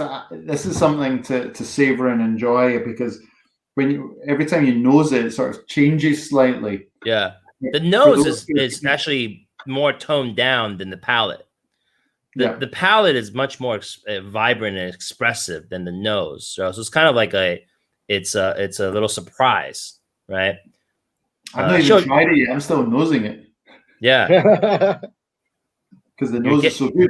But what that is like, and for those of you who have been to Scotland, that's like getting on a ferry from the mainland and heading west to one of the islands like Islay, Arran, and you got that sea air, sea breeze. I mean, there's salt in there. Yeah. There's a bit of seaweed. 比较海洋味。然后我觉得海风的味道，海风味。那味觉上面，我其实就是我刚刚说 pina colada 中文怎么讲？这样你可以帮我翻译一下。好像没有中文呢，应该没有吧？就是椰子什么东西？对 ，pina colada， 我就是立刻喝到那个 pina colada 那个椰奶味，然后就是那种甜甜热带水果的椰奶，you know。Then this is first fill, second fill bourbon， 所以就是那个非常标准经典的那个波本味就在这里了。那味觉上，另外我就是也有喝到一些比较，就是有一点点的那个轻微的皮革，有点带的一点点的苦。那是增加层次的苦，所以它不是算说，所以它的个性跟这个 Epicurean 真的很不一样。像 Epicurean 它就是非常干净、非常柔顺。那这个是更有个性，然后是带点轻轻的那种皮革味，稍微烟熏泥煤味也在那里。然后，但是它那个波本调真的是还蛮非常好。Very great bourbon cask. You know, I'm getting that pina colada right away. Little smoke, little leather here. You know, musk. It's definitely more characterful than, like, say, for example, the Epicurean, right? So very. You know, you're getting really great expressions from these different regions, right? Epicurean is not supposed to be like Rock Island. Rock Island is not supposed to be like Scallywag. You know, pick your region kind of thing, you know? You know? All the 6 regions that we do, all 6 have very distinctive tastes. So nothing is the same and really represents each of the regions. 鹅啊味，有人就是那个鹅啊味，Yeah, oyster. 鹅啊 oyster, yeah. 他说这个味道是来自哪个酒厂 ？Yeah, so we can, so somebody asked, you know, it tastes like oysters, and and he's curious. What it even says on the bottle is Orkney, Aaron, Jura, Isla. Does it say on the back of the bottle? Yeah, it's a marriage of, as I said, single malt, single cask from the region, from the islands. But actually, the clue is on the bottle, as you say. Clue is on the bottle. And we've got clue. Here it says Orkney. Yeah, you'll just have to trust me. So we've got Orkney, Aaron, Jura, and Isla. Now, what I will tell you firstly, one of the reasons this is my favorite, and I've got this sort of sweet peat taste in my mouth now, which I just love. It's it's dragging me back to the glass to try again. But those 4 islands, Aaron, the malt is giving it a bit more of the sort of fruitier flavors. Jura is giving us a bit of earth. Orkney is giving us a bit of salt, and Isla, the smoke. Now, if you can imagine, you're cooking a dish and you're using those 4 ingredients, you're looking to, have some of more of some and less of others, and create something quite beautiful and wonderful. Rock Island is so difficult to produce. It's so hard because those elements and flavors that I mentioned are so extreme. To make sure that that each batch after the next batch is consistent is very difficult. And actually, all the islands and those distilleries that I maybe mentioned, it would be simpler if we just produced a single malt or a single cask. Yeah. But to be true to ourselves, we are up for the challenge of producing this blended malt, Rock Island. So for me, it's my current favorite because it's so complex to produce, but actually in flavor and taste and quality and the palate, it's really complex as well. With this one, it's the 10-year-old, and we've released other ranges. We've got currently a 21-year-old out in the market. We've had an 18-year-old cask strength. 18年、21年、10年都有。So yeah, this is Rock Island, a marriage of malts from the islands, and super salty, oceanic, wonderful. I need to have some more. 这是他最喜欢的，这是他的喜爱。Chris 这个可能是在里面最难做的。对，他就说是最有挑战的，对，挑战性最高的。然后它味道非常丰富。之前很多人知道这个是叫做 Rock Oyster， 后来我们在去年的时候把名字改成 Rock Island。就是让这个岛屿的这个连接更强。那以前的系列出来都是5年份的。但是今年开始，我们现在就固定会有10年的。所以这个 Rock Island 是10年的，也是今年出来的。那以后也会是常态版的，就是10年。所以我们有5年份跟10年份的常态版。Scallywag 也有10年。然后另外我们一个老鼠的那个 Timber 60黄金鼠也会有10年。接下来尼梅哥跟那个大玩家 Epicurean 也会有一个年份版的。Okay, 就是变成是常态的，对。So all the regional malts are gonna get age statements going forward. Is that gonna be as part of the core range? Core range. Okay. Yeah. Oh, okay. Interesting. So we'll still have the ones without the age statement on. Okay, gotcha. In addition to, so again, if you imagine, any big malt brand, famous malt brand in the world, they have their 12, their 15, their 18. It's just, it'll be the same for us. Gotcha. There'll be, if, for example, in Taiwan, you might see Rock Island 10-year-old in the liquor stores, and you might see Rock Island, the regular one, in the bars. I'm just surmising each market and country is slightly different, but we understand that age statements are important. We didn't start off with age statements because we wanted to produce to a flavor profile, not an age profile. But we've kind of acquiesced and given into those people who demand an age statement on their whiskey. But Paul mentioned cocktails earlier, and Alex, you agreed. Rock Island is great as well, and there's two two main cocktails that you can go down with this one. And because of that salty maritime oceanic flavor you get, you can imagine using this as a substitute to tequila to create like an amazing margarita. Oh yeah. It works really well. And likewise in a Bloody Mary, which is obviously historically used in vodka. If you use whiskey instead of vodka, it's called a Bloody Joseph. And you imagine those salty, big, powerful flavors in a Bloody Mary, Bloody Joseph. Phenomenal. Again, very versatile whiskey. This one's at 46%. I think phenomenal. Someone mentioned oysters earlier. Great with seafood. Great with oysters. Yeah. I mean, just, you know, if I was to have a seafood assiette or a selection of seafood in front of me, I would have my Rock Island. I need to have some more. Is that okay? Can I have some more? Yeah. Go for it. Yeah. Just make sure. Yours. Help yourself. You know, so on the Isla, like which Isla distillery is in this? Isla. Interesting. So Isla, yep. When you go around the four, you know, it's kind of obvious with Aaron. You know, it's obvious. Jura, it's obvious. Yeah. Orkney, it could be one of two. Yep. And Isla, it could be one of, well, for age, it could be one of 8.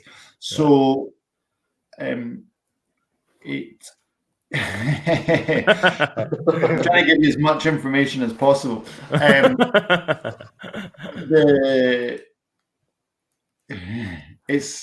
We use a peated south of the island malt.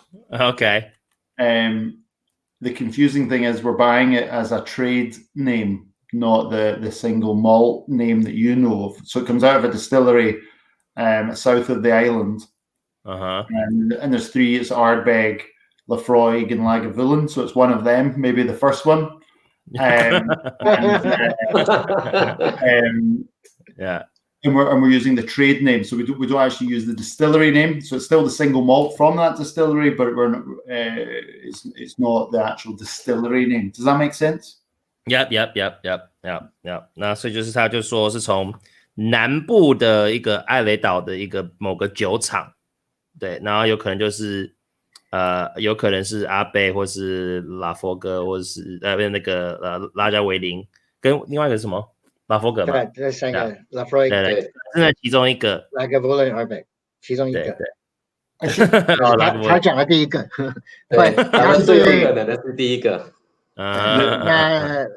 那这个是不是用酒厂的名字，是用他们 trading 的一个名字。对啊。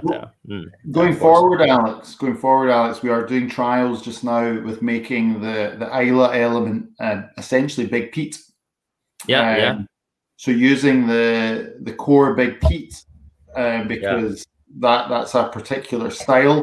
You know, it's got smoke, it's got salt, it's got fire, peat. That's it. And going forward, right on cue. The element that will come in for the Isla side of things. So, you know, it would make sense that if we're creating the ultimate taste of Isla with Big Pete, it would make sense that is that's what goes into Rock Island in the future. So, as I say, we produce in small batches. We produced a flavor profile and style. So in many ways, it's important where the liquid has come from, but in actual fact, it's more important what it's like in the bottle. Stress on quality. Yeah. It's a mysterious world of blended malts. Yeah. All right, that's right on cue. You know, when we try this Big P here. That's a nice segue in there. Yep. So you're talking about so you know, essentially Big Pete is the Isla regional malt. Yeah, but we're trying the Taiwan exclusive. Yes， 对，这是台湾限量版。那有好像有30位朋友，20几位还是30位朋友，就是有跟我或是 Paul 拿到一个小样。Oh, you got the whole bottle right there. You go. Yeah. 所以大家有的可以开始喝，或者来我们都已经喝完了，可以开始同步了。对，同步来，大家来倒一下，倒起来，大家有没有来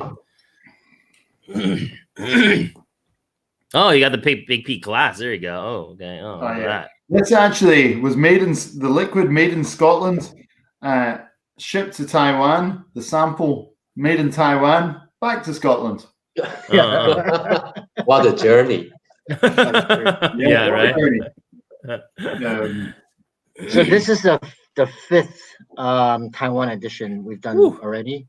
So this is Erlanbi, the south of Taiwan, with the what do you call it? The lighthouse. Yeah, lighthouse. Yeah. So this is Erlanbi Ban, and we Taiwan just launched this. Right here. Yeah, we just launched this. Actually, I think this month or a month ago. Yeah. Okay, so it's just in Taiwan. Is it still available? 就是市上还有货吗？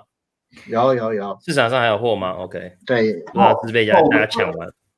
This is the fifth. The first one we ever did was in 15. So did we miss a year? Did we miss a year? I think we missed last year. Okay. This was supposed to be last year. Right. Oh, okay. Because I found one. I found to reminisce. I found. Oh, there you go. Oh, okay. This is I think this is kind of duty free, right? No, was this not? This was the fifth one, was it not? This was the 2017. Okay. 2017 one we did for Cottingham. Right. 来同步，大家来同步。Okay. 哦，这个非常烧烤 barbecue. Yes. Very barbecue. 我感觉好像it's like I'm eating ribs, smoked ribs right now. I'm getting that. 烟熏这个猪肋骨嘛，对，叫猪肋骨。我感到那种腊肉的那种。Yeah. Very smoky, very barbecue. I like it. This is incredible. I mean, so this is more smoke than it is peat. Yeah. Ew. And I've got to say this, Mike Cottingham, if you're still watching, was very particular when we first started doing the Taiwan editions about, looking for lots of peat, lots of smoke, lots of egg and peat. And I think the Big Peat Taiwan edition, 53.5%, absolutely phenomenal. That is delicious. Very smoky. 这个是今天我们喝的原酒版。OK, 53.5. 哦，这是原酒版3.5%，大烟熏。这个不是大泥煤，是大烟熏。大烟熏。Can I ask a question? Yeah. Yeah. So, Joss, hey Joss, asked a good question about really good question. Thanks. About the limited editions and the special bottlings. And so many editions of Big Peat. Yeah, he's saying that there's a lot of them, and I agree. There is a lot of them. I think him and his friends, the Big Peat collectors, they do such a wonderful job, and they want to get every single one. So thank you for doing that. But I think we've slowed down this year for obvious reasons. But I've got to say, that the world is, we're working with about 70 countries. And we get many requests for countries to have like the Taiwan edition or the Chinese edition or the American edition. We can't please everyone by not doing it, and we can't please everyone by doing it.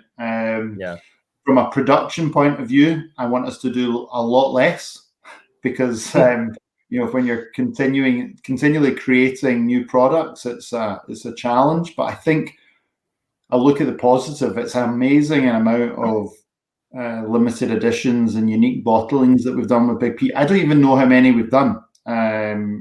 We've just done so many. I'd have to look it up. I don't know off the top of my head. So I'm part of the group that got the Taiwan single cask. Okay. No, this is the Taiwan edition. 我跟那个酒水沙龙一起的那一款，其实自己都忘记了，超久了。Yeah. So I'm part of a group that that got a Taiwan limited release Big Pete as well. Okay. And we're waiting on that. We're waiting in anticipation. We're working on it. Yeah. So should be arriving soon, I hope. I hope Joss, I've answered your question, but yeah, I think going forward, I think we'll see a lot less, but I think credit to the Douglas Laing team for being able to produce such wonderful varieties of different limited editions of Big Pete. So that's my big cheers and well done to the cheers, Douglas Laing team for producing. I'm also getting smoke, but you know, 在烟熏的这个后面，就是中后端，就是我有吃到像一些像麦芽饼干，或是一些麦芽的那种 ，you know, some like biscuits or like some cookies, some like you know, 就是一些 you know some malty biscuits, sweet biscuits, or bread or breadiness there. Yeah. Yeah. The thing about Big Pete that I really like as well is there's always a sweetness. I like the sweetness that Big Pete has in the mouth. Yeah. Yeah. Oh. There again, it's not one dimensional. There's a lot of different flavor profiles. Paul mentioned sweetness, and the finish is very much about smoke and fire. The palate is a little bit more like Loch Island, where you've got some of those saltier oceanic flavors. So it's a wonderful tapestry of flavor and excitement that you get, I think, with the Big Pete. It's and again, like before, you know, it's a versatile spirit. So you know, a traditional whiskey sour made with Big Pete, where you get that smoky element coming in. It's one of my favorite cocktails to involve a Big Pete and a whiskey sour is just tremendous. And you mentioned, I gotta try that whiskey sour. Perfect. And you mentioned at the start when the nose is like barbecues. Well, it's the perfect, you know, with a barbecue, it doesn't have to be wine and beer. You can have Big Pete. Big Pete with the barbecue is just the flavors work really well together. You know, big robust. All right. Well, so we're having so much fun. You know, time's flying here. I got to talk to you about the Strathern. And what are your plans? You know. So I got it right behind me. I'm sitting right here. You're in the cellar. I have my friend here. He's been listening in this whole time. Yeah, he hasn't. He's very good at not moving. Yeah, very good. That's Tony Reuben Clark, a friend of ours and the founder of Strathern. You know, we still communicate well. But before we go into Strathern, can I just maybe quickly share my screen? Yeah, sure. Yeah, sure. Let's see what happens. What could go wrong? Yeah. 我们稍等就会讨论他们的这个新酒厂，也不算是是他们这前几年买的一个新酒厂，去年买的。对啊。其实 Douglas Laing 我们会有2个酒厂。对。那我们等一下会讨论这个 Clutha。对，那现在是刚好去年买了 Strathern。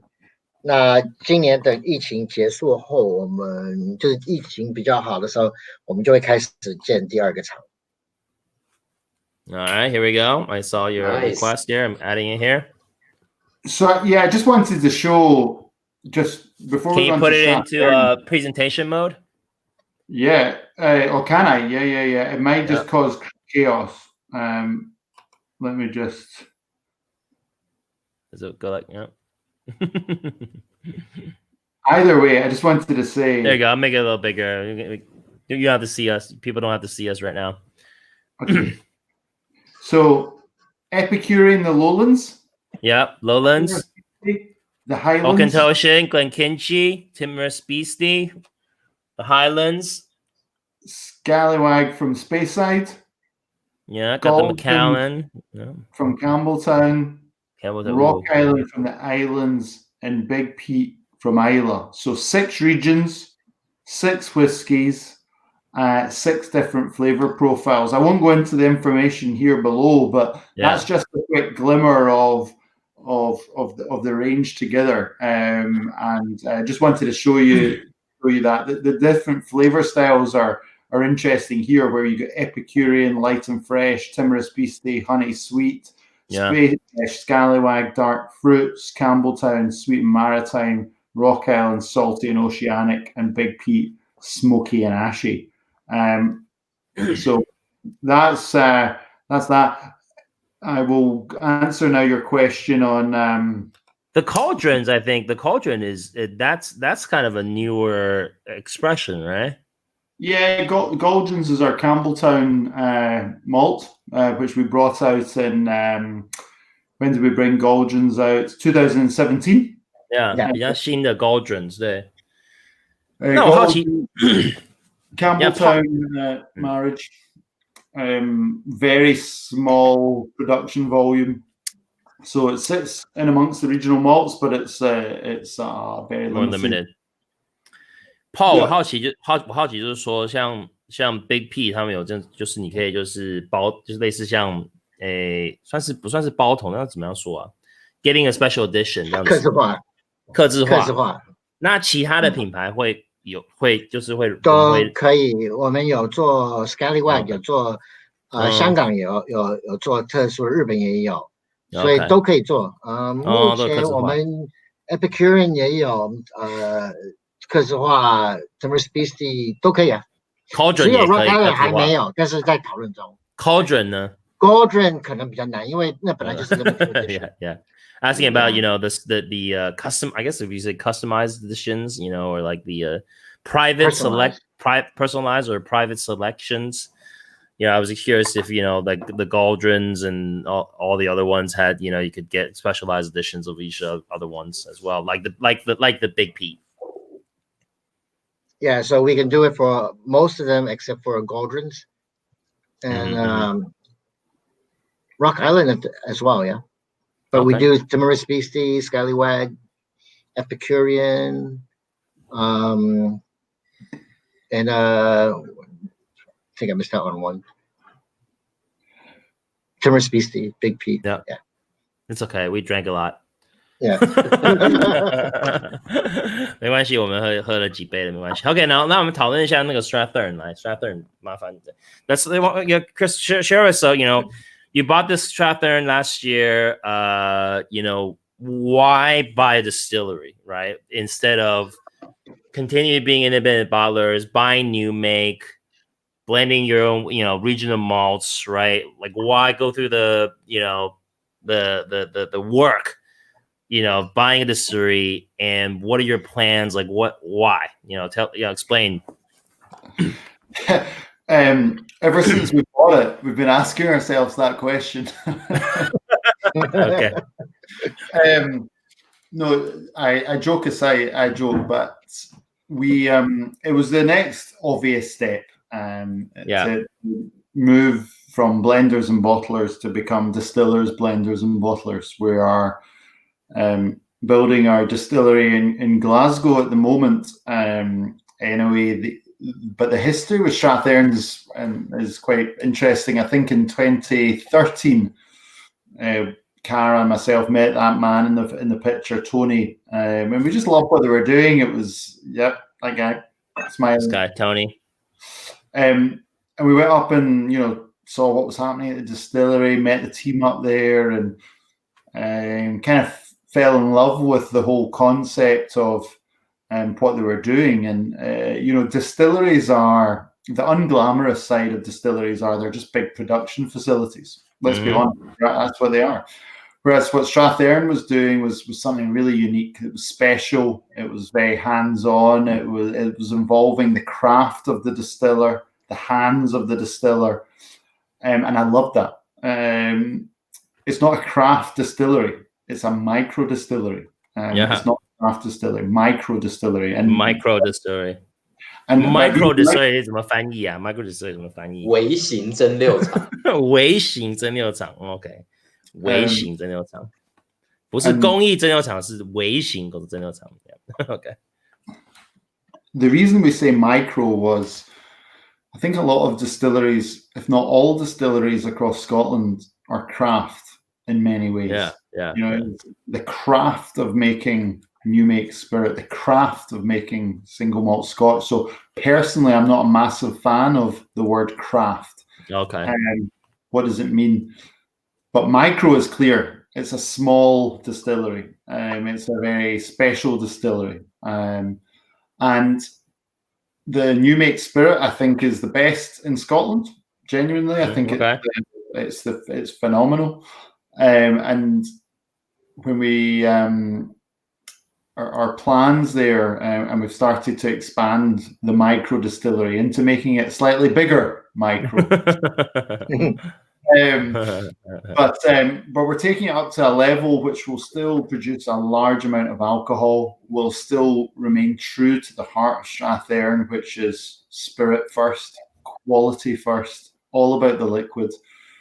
And that married with the incredible casks that we are hand selecting for Strathearn new make will allow us in time to have what will be a tremendous Highland malt whiskey.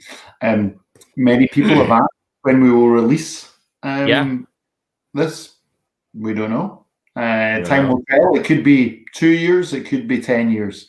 The quality of the spirit in the cask will come true. We're not going to put any timeline on it. It makes obvious sense that in 10 years' time, I think Timorous Beastie will have Strathearn in it. Of course, it will. But to release the regular ongoing single malt from Strathearn will be in the future. Now, I've got some samples, and we've not really spoken about color earlier, but and never judge a whiskey by their age or their color. I will contradict myself now. So what's this? What's this bottling right here then? Right. So these are nice. all 3 and 4 year old Strathearn. Oh wow! Yeah. So this is like the quality of spirit and that is coming out that distillery is. Send some to me, Chris. Yeah, me too. Send some to me. Yeah, me too. Full. These were full on Friday, and then it was the weekend. Oh, really? Okay, wow. Quality control, Alex. But no, so we're very proud of Strathearn. We are looking for it's a long-term thing. It's going to be many years into the future where we start to develop the brand. And right now it's all about filling casks, filling the warehouse, and waiting. But at the same time, making sure that we're using the best barley, the best yeast, the best water, the best casks with the best people. The people up at Strathearn are great.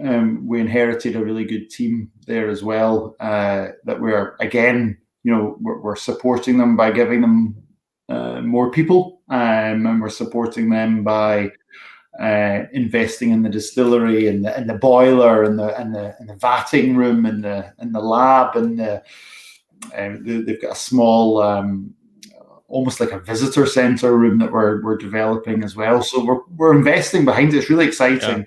But it doesn't change anything from the remarkable regional malts. They remain the focus and the core of our business. The Strathearn piece is a nice addition. 所以刚 Chris 他说的这些，就是说，他们觉得反正他们从就是调和公司跟 Blender 跟到IB， 然后现在做这个 Regional Malts， 然后他们觉得说下一个步骤就是成为蒸馏厂、蒸馏师，对。那他们从2013年就已经在规划这件事情，然后这个旁边这个人就是他们的现在的。他之前的这个算是创办人嘛，然后他们是去年买下来，然后Chris 就说他们这个就是他们其实算是一个非常小的酒厂。What's the production capacity there, Chris? Currently it's very low. Well, I say very low. It's micro. But what we're doing with the development of the new layer, the new boiler. And the new mash tuns that we're adding in will get up to just shy of 200,000 liters of pure alcohol. Yeah, okay. 20万的这个公升，对，非常小 ，very small, very small, micro. Yeah, but still, 200,000 liters of alcohol. I mean, in simple terms, if you were to produce all of that as a 3-year-old, you know, you're talking about 80,000 cases. So it's no. You know, so it's still, although it's still micro, it's still significant. Right. But it's not about volume with Strathearn. It's about quality. Liquid. When you nose Strathearn at New Make level, you know something very unique. You know, it's like a pancake on a Sunday morning. It's, you know, there's depth, there's sweetness, there's a sort of creaminess coming through. You know, the New Make. We could probably talk an hour just about like Strathearn, I think, but I'm gonna control myself. 所以20万的这个产量，然后呢，他们现在就开始已经在装桶，然后他们有特别配一些特殊的橡木桶，然后现在已经开始在成年了。那他们现在还不知道，他们其实是顺其自然，看说什么时候会真正的利用这个酒再去装瓶，然后创造他们的单一麦芽威士忌这样子。但是他们现在没有一个确切的一个计划，说是要什么时候要出这个产品。但是说他一定会在10年的这个时间点拿来放在他们的这个 Timorous Beastie。Timorous Beastie 中文是我们平常叫黄金鼠。对，他说10年之后一定会拿这个酒厂的酒去调Timorous Beastie 这个黄金鼠的这个他们的这个调和麦芽威士忌，然后他们同时也投资很多钱在这个去 expand， 然后去扩大这个酒厂。So your other distillery, can you pronounce that? Can you give me the right proper pronunciation of that? You know, just in case I don't know. Clutha. Okay, yeah. Clutha is a name or another name in Scottish language for Clyde. Clyde is the river that runs through Glasgow. It's a very famous river, and you know, it's got great historical roots to Scotch whisky trade for hundreds of years, actually, and we trademarked the name Clutha, and we started to work around, you know, the history of our business, Douglas Laing being a Glasgow business, the Clyde Clutha running through Glasgow. It just started to make a lot of sense. A lot of our trade with the first generation of the business was out through Clutha. So our Clutha distillery will be our lowland malt whiskey distillery again. Probably about, you know, in volume wise, it'll be bigger than Strathearn, but still it's not going to be in millions of litres. It'll be hundreds of thousands of litres. We're excited about it. It'll be, you know, we've got a delay on it for obvious reasons this year. Yeah. But we've got a delay on it. So we're just, you know, that'll be ready next year. We will be looking forward to it, but again, we're doing it sensibly. You know, there's no rush, there's no call to action. Yeah. We must do this tomorrow. Let's do this sensibly.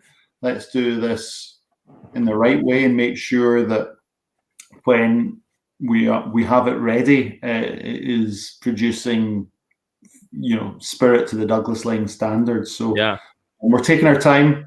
Whiskey has been around for 500 years. We don't need to rush. We've got a good business. That's going along just now anyway. So that's going to come out. And that'll be our second distillery, which will be very exciting. It's exhausting, all these distilleries. Yeah, you're double time. The great thing about a family business, right? Yeah. We always watch what the quality is more important, just getting liquid out. 真的很在乎品质啊，因为我觉得 Chris 他一直在强调，就是真的是要在乎品质啊。他们不会是因为利益啊，或是要出产品而出产品。他们是就是道格拉斯，他们就是一直要追求就是品质优先，对优先品质优先，对 ，quality first. Chris, the dream with for Kara and yourself is to have a distillery in every region, isn't it? Yeah, I think that would be fun. That'd be fun. That'd be really cool. That'd be fun, yeah. However, it's exhausting. Yeah, exactly. 所以 Clutha 2021年会开场嘛，对不对？ So it'll start this maybe it'll start distilling in 2021. Yeah. In Clutha, yep. Okay, all right. 然后反正他们就是这个也是在慢慢的安排中。What kind of character is Clutha going to be? Like, is it going to be, malt, kind of heavy, light, peaty, what? Great question, Alex. I think in the bottle, we obviously don't know right now, but we have a style and a preference that we want to go down. It will not be typical lowland. So lowlanders, you expect lighter, fresher, maybe slightly sweeter, grassier types of malt. I think we will be looking for heavier, slightly more robust style of whiskey. And that will fit in well to our portfolio of brands. But what's interesting about Clutha, it's not just the distillery. At Clutha, we're all moving there. The office is going to the Clutha. Okay. Our bottling facility is going to Clutha, and we're going to have some warehousing there. We're going to have the full facility, and that's exciting as well. So to be able to run down from our desk when we've got a challenge in bottling or going to look at something exciting in the distillery or whatever is going to be fabulous. So we're going to have it'll be like an umbrella area where we'll have distilling, office and bottling. Is that kind of like, is that going to be like headquarters? Is that technically headquarters? Yeah. Okay. Absolutely. Type A office would be there too. Say again? Type A office would be there. Type A office is there too? Okay. And China office as well. Yeah. 所以 Paul 你说 the great thing about it is it's all about controlling the quality as well. The bottling and everything in our own hands, and controlling the quality from every aspect that you see. Yeah. 对啊，这是他们的强调的部分，他们的坚持。那 Clutha 他们说2021年开始就是会开厂，然后他们其实所有的办公室也会移动到 Glasgow 那个附近。那我刚刚问他的问题，其中一个问题就是说，你们这个酒厂的之后的这个调性会是什么样子的？因为他说他就不会是传统的像低地会比较清澈啊，比较青草啊，比较干净啊，比较轻一点的东西。但是他说他们应该是会追求一个算是一个比较浓郁、比较有个性的一个酒一种威士忌。但是现在还在规划中，对，那所以现在就还是在慢慢来。我觉得就是很多事情他们就是说就是要看情况慢慢来，对。All right, so then Clutha, Strathern, we're a little over time. I have a couple other questions here. I kind of just want to kind of just like machine gun these questions, and if you could just give me a quick, because because I think during our conversation we talked pretty much touched on a lot of this stuff, and I'll just ask a couple of these questions that we went over before. 那我们今天其实讨论到很多东西。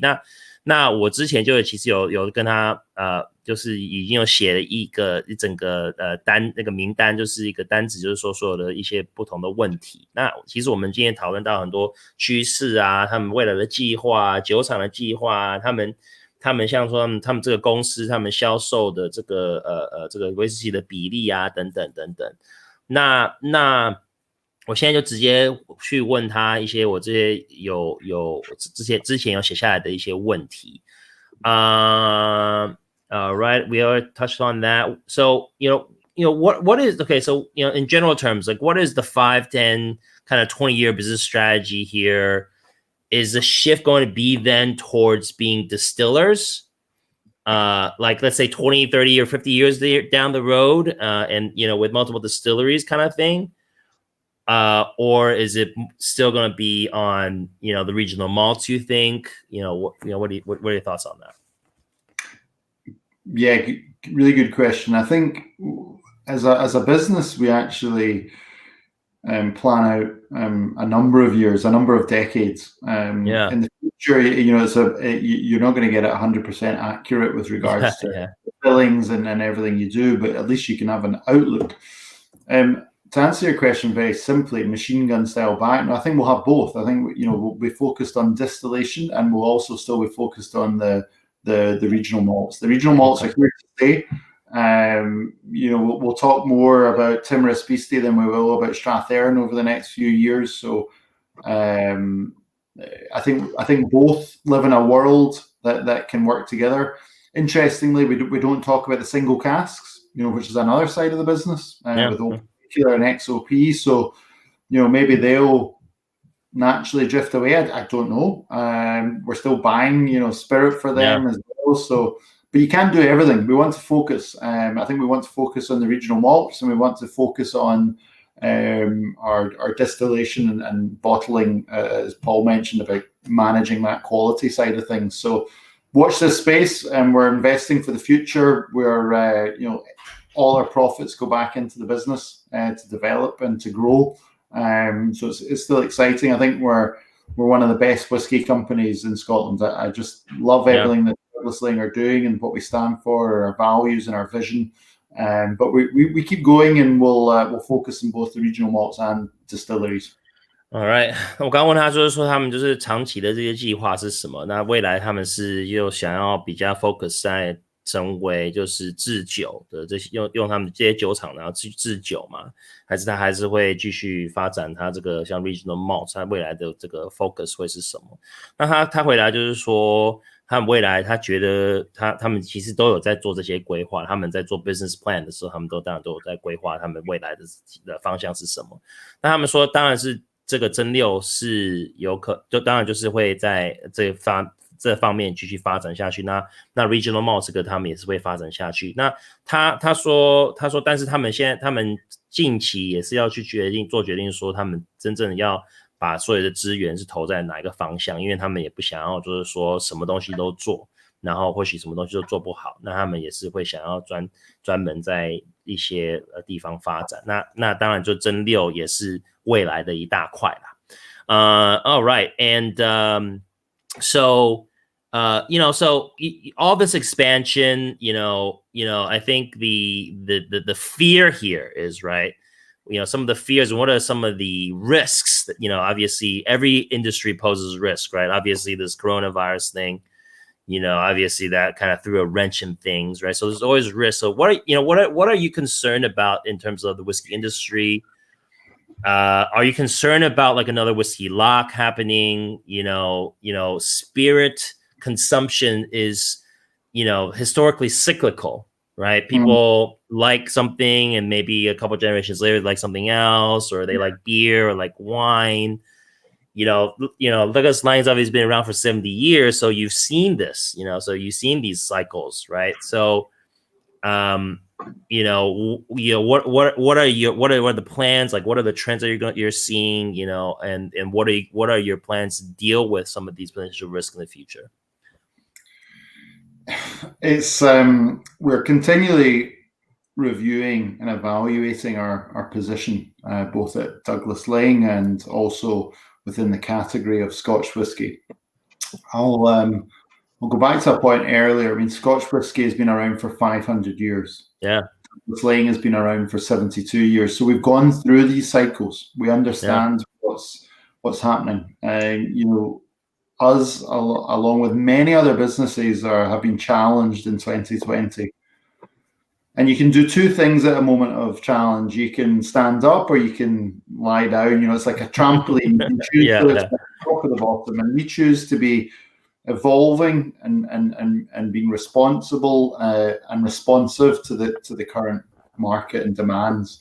Yeah. So going forward, we are we're continually looking to evolve and invest in the business. That that we are serious about what we're doing, but we do it in a manageable way. We can, for example, if we had to, we could turn off our distillation at Strathayern and maybe protect the business from cash flow. But we're not like that. We invest into the business, as I mentioned earlier.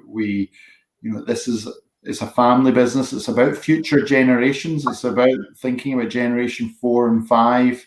It's about creating brands with legacy. So you have to stick to your values. You have to stick to your vision. You need to be confident. We're going through a challenging global scenario, but at the moment we're seeing lots of green shoots of recovery. And Paul and the team are doing an amazing job in Asia on the recovery. We had a good start to the year in Asia. There was obviously some challenging months, but we want to bounce back. We're a small enough business to react. I mean, sometimes we describe ourselves as a speedboat. We can react to trends. You're right. People drink beer, drink wine, but whiskey's pretty consistent. So as long as we stick to our values of quality around spirit, we'll be okay. And as long as we continue to invest in our people, which is our most important brand of all, and we continue to invest in our spirit, I think we'll be okay. I'm a positive person. I look at Douglas Laing. I want to be here for the next 30 years. Unless my son fires me in the future. I want to be here and see the business develop. So we're not gung ho, but we're certainly we're continuing to be positive and look to the future. You're talking about evolving and things like that, and you're seeing a lot of distilleries making things other than whiskey, like gin. Have you guys ever talked about maybe making Douglas Laing gin or anything like that at one of your distilleries or anything like that? Yes, I mean we do make we contract produce some gin for various brands like Garden Shed Gin. We also make some other Scottish gins as well. In the past, we've actually made vodka for someone. So we have Strathayern. It's not, and we do rum there as well. It's not our core business. And in the coming months, actually, Strathayern will be 100% single malt Scotch whiskey. Where we want to go as a business. We have some sister companies that are in the UK doing some distribution of non-whiskey products, and we have a sister company that's looking at other categories. I think we have to be very careful. I personally would love to do vermouth, tequila, rum, all these. We need to manage what we can do. We are a Scotch whiskey business, and we need to remain focused on that. You can't do everything. And, we have to be mindful of that. So in the future, Clutha will just be single malt Scotch whiskey. Strathayern will just be single malt Scotch whiskey. So we will focus there. You can innovate, although the Scotch Whisky Association is very tight with their guidelines of what you can and cannot do. You can still innovate within Scotch whiskey. So I think you'll see more of our innovation coming within the category of Scotch. Cool. 那我刚刚问他就是说，因为威士忌它其实也是一个有一个循环嘛，对，那有一段时间会喝威士忌，然后有时候或许有一段时间他们大众不喜欢喝威士忌，或喜欢喝啤酒啊、葡萄酒啊等等，伏特加啊等等。那我想说，那我就是问他说，那他对这方面像一些风险啊，这个威士忌产业有什么风险？然后像这种大众不喜欢威士忌这种期间有什么想法？因为他们这样子70年下来也都有看到这些循环、这些 cycle， 对不对？那他说他们主要他们也会去讨论这件事情。那他们主要就是说一定要不停的就是创新嘛，创新，然后投资这个人他周边的这些人才，像Paul 跟 John 这些人，然后不停的去发展。那像说看亚洲市场啊，不同的市场啊，那所以他们觉得去克服风险，我觉得应该是说就是要去更创新跟投资自己的自己的这边的这些人才人力，然后也是要扩散不同的产业和像说制酒啊，然后像他们这些调喝啊等等等等，就是应该是分散风险的一个概念嘛，对不对？对啊，那这也是一个就是他们的策略啦，对啊。Paul 有什么要补充的吗？差不多 ，Yeah。差不多 ，OK， yeah. 好，another yes here. Oh yeah, and then so you did mention two things in terms about evolving. Is there might there be any plans for like Douglas Laing to start Douglas Laing? I keep on saying Douglas Laing to start bottling things like American whiskey, Japanese whiskey, Taiwanese whiskey, or all these different whiskeys, and because you mentioned evolving and doing things and markets in Asia, kind of like SMWS, right? They're bottling stuff from all around the world. Have you guys ever talked about that? Have we thought about it? Yes. Yeah. Are we doing it? I think again back to you can't do everything. I mean, we have whiskey at the office. Indian, Taiwanese, Irish, we have various things that we've looked at and projects, and we're not a global whiskey business with regards to production. We focus on Scotch. I could see us doing a couple of limited editions in the future, that maybe a World Series or the Remarkable World Malt Series. Oh, okay. Maybe. Now that I've said that, no one else can do it. But again, it would take our business down a different avenue. I wouldn't want to just buy a cask and release it because what have we done? I want us to fully embrace it, understand it, visit the distillery, visit the warehouse, so get fully immersed. So I think, we'll see lots of. I think there's lots of new interesting innovations coming out with wood at the moment, and we're doing a lot of new experimentation with wood. We've got things like Mizunara casks. We're using a lot of. We're using some different casks. We're using some different French oak casks that have been had other spirits in them. So I think innovation, there's still a lot to be done in Scotch. We've just had our Epicurean cognac cask finished. Oh, look at that. Yeah. Cognac cask and Mizunara cask. Wow. Okay. Nice.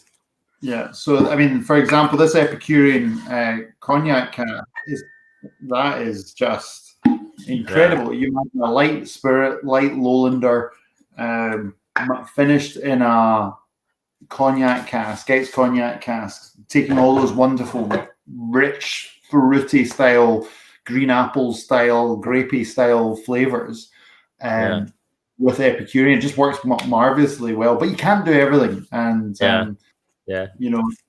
it's. You want to, but you can't. We'd love to, but we can't. Yeah, we'll stay focused. Yeah. 那另外我刚刚问的问题就是说，他们有没有可能像说协会酒那样子，就是有包其他国家，像美国威士忌啊、日本威士忌啊、台湾威士忌啊等等的，然后他就有点犹豫，就说，其实我们是很想做很多东西，但是其实是不可能去做每一件事情都去做，然后都期待做得很好，那所以他们还在考虑这件事情，但是他们创新，他们说像他刚刚给我们看到，他们有一个干邑桶，然后呢，然后他们也有玩，像他们也弄出来一些水油桶，日本的水油桶，然后跟一些比较特殊的一些桶，那所以他们玩一些特殊的东西，就是往这个方向走，那所以有可能有一个小小的可能性，它会有一些 remarkable 就是 world malt 或什么东西这样子。And you mentioned, innovation in Scotch whiskey. Are you in favor of more relaxed rules around Scotch whiskey and with the Scotch Whiskey Association, all that stuff? Because there's just some changes with the rules lately in terms of cask you can use. you know, what's your sense on that? In very simple terms, I'm not in favor of relaxed rules. No, because I think one of Scotch whiskey's unique points is back to that quality of spirit, and we are, those three ingredients: water, barley, yeast, matured for 3 years in 1 day in a cask or an oak cask, is important. I think the relaxation of the rules recently around certain liquid types is good, but I wouldn't like us to see us evolve too much. I mean, a lot of people have said, the Scotch Whisky Association have restricted, certain companies doing certain things. I completely disagree. We've got the rules there. We should abide by them, but we can still innovate. Douglas Lane's a company that can shows that you can innovate within the rules. And if there wasn't the rules, there would be all sorts of ridiculous types of Scotch whiskey coming out, and it would just devalue the whole proposition of Scotch. Yeah. Let's stick to the rules. Let's innovate within the rules, and let's have some fun doing it. That's okay. OK， 我呢，另外一个问题就是说，就是像这个威士忌这个产业里面，他会不会期待，就是说他们这些法规方面，就是变得比较轻松一点？然后他的回答是说，其实不是呢，他不同意。更轻松这些法律法律更轻松一点，但是他觉得说还是可以在这个范围里面是可以去做很多不同的创新的东西，对，所以但是还是会希望是威士忌是可以维持一个传统的一个模式。Okay, last couple questions. Roughly how many casks does Douglas Laing own, and what is like the most like ridiculous or like market value amazing cask that you guys own is that's worth like $1 million for the old cask or something? Or whatever you can tell. That last question about the most expensive cask, Paul Wang owns it. Yeah, Paul, yeah. My bonus, right? we're just looking after it for him. Yeah, okay. Whiskey, I'm a bit more traditional. Whiskey is not about, it might sound like a strange thing coming from a CEO, but it's not about the value. I genuinely love. I love the liquid. I love the product. Whiskey's for drinking. I hate when whiskey is traded as a commodity, and that's not what it's about. Great, there's people that do that, but I'd rather see whiskey in a bottle. To answer your questions, some of our older Port Ellen, Macallans, Broras, Lafroigs, could potentially be the most expensive, but I'll sell you a cask of Strathearn for £1 million, and then we can, if you're willing to do that, Alex. Okay. With regards to casks, it's quite a sensitive question, I suppose, but it's 5 figures. Oh, 5 figures. Okay. Tens of thousands, but it's not hundreds. Okay, tens of thousands. Okay. 我另外一个问题就是说，他们Douglas Laing 他们这边，他们大概有差不多大概有几个桶在陈年，然后他说大概有几万桶在陈年，然后问他说其中里面有没有就是一个最有价值性，就是应该说是最贵的啦，然后他就说让他们有一些 Port Ellen 啊，或是一些他说 Macallan Port Ellen Brora 对 Brora 一些这些常见就是很贵的一些威士忌桶，他们也有一些。Okay. All right. Well, I could probably talk for another 3 hours, honestly, because I didn't really even get a chance to really talk to you about Strathearn and like some of the distillation processes and whatnot, which I'm really interested in learning more about next time. But we're gonna get we're gonna close out. We're going to give away the prizes to all those people that stayed with us for the whole time. but we're gonna give some closing remarks before I do that. Is there anything you want to say? 那我们现在差不多要结束了，然后那谢谢大家，就是一直在跟着我们直播，然后呢，我们现在要发礼物，然后那这个礼物就只是针对台湾的朋友们，抱歉。我这边在要发礼物之前，想让大家就是就是如果有需要有想要提到什么啊，或者想说什么的啊，或者是各位观众朋友有没有什么特殊的问题想要问啊，也可以就是用这个机会赶快去问一下。There's a question that from Ivy, one of the our brand team in Cottingham asked about Strathern, about Gutha. It would be 2 times distilling or 3 times? Yeah, double or triple distill. Yep. 2 times. Okay. Yeah, double distill. Okay, yeah.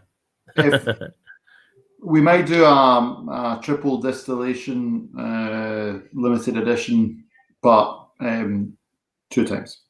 Okay. 刚刚there was yeah. Sorry. Go ahead. Yeah. Go ahead, Alex. 你先翻译好了。他刚刚 Ivy 就是说，那个 Kutha 是在低地嘛，会是3次蒸馏还是2次蒸馏？然后 Chris 他说就是会是2次蒸馏，但是他们有可能会出一些特殊的3次蒸馏产品。Another quick question. Well, quick question, but I don't know if the answer is going to be quick. But in the times of COVID right now, what's Douglas Laing doing in terms of marketing? 对啊，刚刚卤蛋嘛，对，卤蛋有问。Yeah. 对。In terms of marketing specifically, I think we're focusing very much on working with our importers to find solutions by market, by country. Obviously, online and e-commerce has been proven to be very sensible, influential, and necessary for various countries. So we've worked there, where importers around the world have got good online business. We've done that. Obviously, a challenge in Taiwan, but I think we've looked at each country individually. We've put our various support mechanisms in place for country by country. We've got a good support network from our head office through to the regional managers like Paul to almost look at a country by country specific scenario. So I think we've been okay. Mike Cottingham who's watching will maybe tell us if we have. Hopefully we have. But marketing wise, there's been to answer the question simply, it's been a country by country plan. Yeah. 那个你刚刚是读那个卤蛋的问题呢，是关于疫情的这个，应该疫情期间就是他们现在有一些什么策略是有更新跟改变。那 Chris 刚刚说他应该是先提到，就是说当然就是现在他们会比较依靠线上销售嘛，对不对？那像说就是像有某些国家像美国啊，也是有线上销售，然后有可以寄送啊什么什么的。那他们会就是他们其实这一段时间虽然是辛苦了一点，但是他们觉得他们还是度过了，然后也没有说是有什么对他们说不是有什么危机啦，也不是有什么特大的影响。对，那之后应该也是会要看每个国家的需求，然后去衡量要怎么样再去操作。对，就是主要是跟我们每个国家的这个进口商的配合嘛。对啊，我们怎么样去支持他们怎么样去做，我们怎么去支持。It's kind of funny, Chris, because I've spoken with actually some whiskey producers, and they've said that they've actually seen some uptick in sales in certain situations because people aren't going to the bars and they're drinking more at home. Yeah. So they're buying, stuff to drink at home more. Is that, are you guys experiencing the same thing, or are you lucky enough to experience that, or you? In certain countries we have. I mean, so for example, in the UK, off-trade sales are up about 40%. Yeah. Oh yeah. But balance that with the data that's going to come out from the Scotch Whisky Association over the next week or so. maybe a little bit longer, shows that exports from Scotland are down 17%, which is the first 17? 17, yeah. 17, okay. Which is the first time in a number of years that we've seen a reduction. Okay. Export volume of Scotch whisky. So overall, the category, like every other category, has been really hit hard. However, in certain markets and certain categories, such as multiple off trade in the UK, there's been an uplift. So the natural shift of consumers who maybe purchased in the on trade are now buying in the off trade. Yeah. 那刚刚就是问他说，因为我刚刚又追问一个问题，就是说像我发现有些酒厂，我有询问过有些酒厂，他们何况是在这个疫情期间内呢，他们还看到一些销售量增加。那 Chris 他就说，对，的确是像说一些像个人在买卖的这个部分，也是他在 UK 有看到40%的增加的这个销售的这个数据。那但是他说那个 Scotch Whisky Association 他近期也会推出好像这一季度的出口的这些数据。然后呢you say it was 2019 numbers that's coming out? Is that or it's 2000 first quarter? 2020. Yeah. Okay, first half of the year. Okay.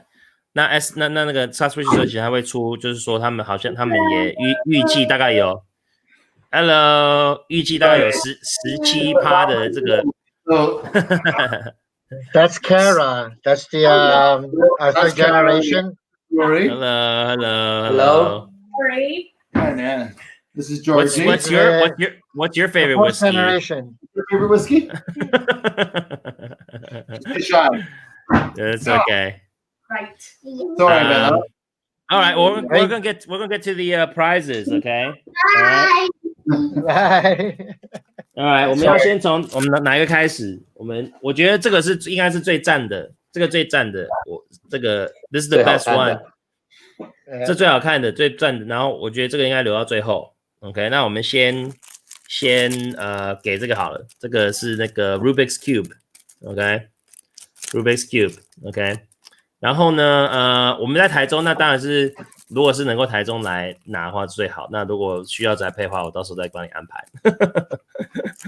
OK， 好，那我们先从那我们当然就是要先问一些在前面有答案在前面的一些问题。OK， all right, so we're gonna ask some questions. Actually, Chris, do you want to ask the question? You know. Or I should ask it in Chinese. Actually, I should ask it in Mandarin. Unfortunately, yeah. 好，那还是 Paul 你要问。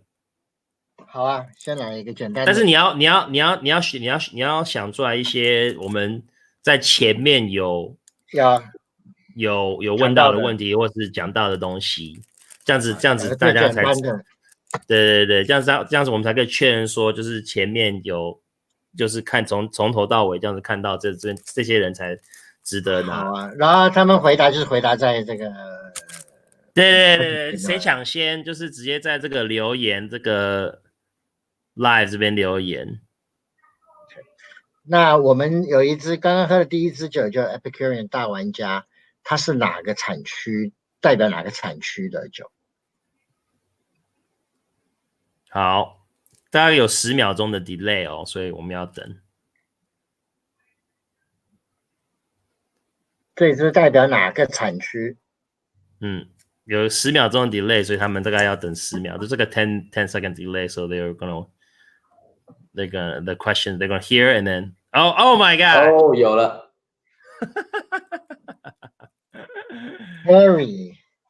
Harry， oh yes， Harry 蔡，哇。Harry 蔡超厉害，他其实 Harry 蔡就是我们的模范学生，因为呢模范生，因为呢他我们的直播他都很忠诚的在看，然后呢他每次都有回答，他每次都有赢一个小礼物，对，太厉害了 Harry，Good job Harry， 好，那这个没错就是 Lowland， 好，那个 Yeah, this is for you, Harry. I have like 5 other presents I have to give him from all the other broadcasts I did. Okay, Harry. 那 John 来，你有没有想一个问题？我们下一个要送什么？我们送袜子。We're gonna give away the socks. Socks, nice. The socks, Scallywag socks. In the market.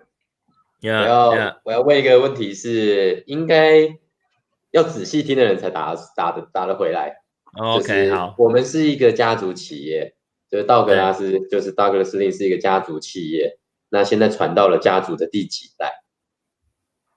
Which generation is Douglas Laing on? That's the question.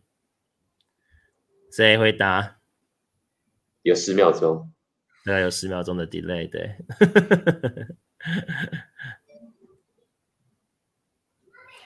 哦，有了，又是 Harry。It's Harry again. Okay, Harry. 好，那 Harry 你又赢了。I don't see Harry. I see. No, so Harry here. How about this? Harry, Harry 你要袜子还是你要这个东西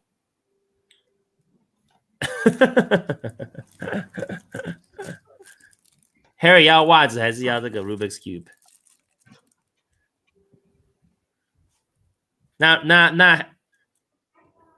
那第2名的呢，就是第3代就是王发成。没有。OK， 好 ，Harry 要 Cube。OK，Harry 要 Cube。好，那王发成，那你赢了。那王发成，是第一个答，第3代是正确的。然后这个就是袜子，那个王发成，你到时候来跟我私讯我。好，那下一个就是这个是我们的帽子 Scallywag hat。OK，Scallywag hat。Paul, you want to ask another question? 你要再问一个问题吗？Chris, you want to ask a question on Scallywag? I'll do anything. Oh, ask a question on Scallywag. Yeah, ask a question on Scallywag. Sure. When did Scallywag come out? Scallywag 什么时候出来的？什么时候推出的 ？Scallywag 什么时候推出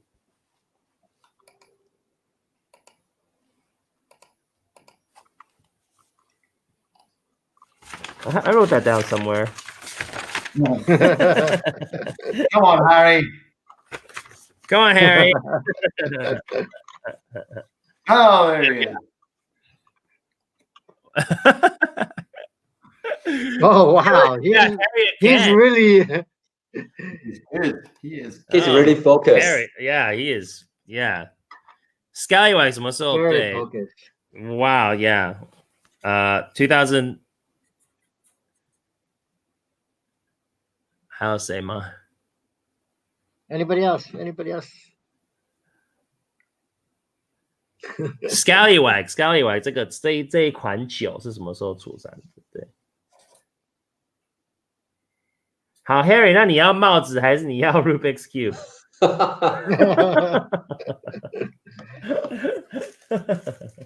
Yeah, so Scallywag came out in 2013， 2013年那个 Scallywag 出来的。我们公司是1948年成立的，对。然后那个尼梅哥是2009年。OK，Harry 还是要 Cube。那下一个人是谁 ？David Chen。OK， 好 ，David Chen 帽子是你的。David Chen 帽子是你的。OK， 好。好，来，好，那我们现在最后一个喽，这个是笔记本，这个我觉得超酷的，来看一下，非常精美，非常精美，对不对 ？OK， 好，好，那我来问一个问题，好，我要想一个比较特殊的。OK， 好，那我们在讲泥煤哥嘛，对不对？泥煤哥。好，那我们刚刚有提到说泥煤哥里面有一些艾雷岛的威士忌。好，那艾雷岛的威士忌的你可以说是区域，我因为真的要点名酒厂吗？可以点名酒厂吗？可以啊，可以点名酒厂。OK， 我们上面都有写，其实。OK， 好。艾雷岛的艾雷岛这个泥煤哥里面艾雷岛的这个酒厂是哪一间？你就讲，其实有4个，你就讲到其中2个就可以了。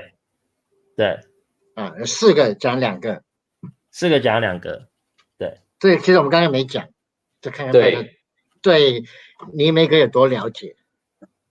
答得出来真的就粉丝哦，有人玉少有说了 ，Ardbeg Ellen Bowmore， 没有，玉少说 Ardbeg Bowmore 这样子嘛，对不对？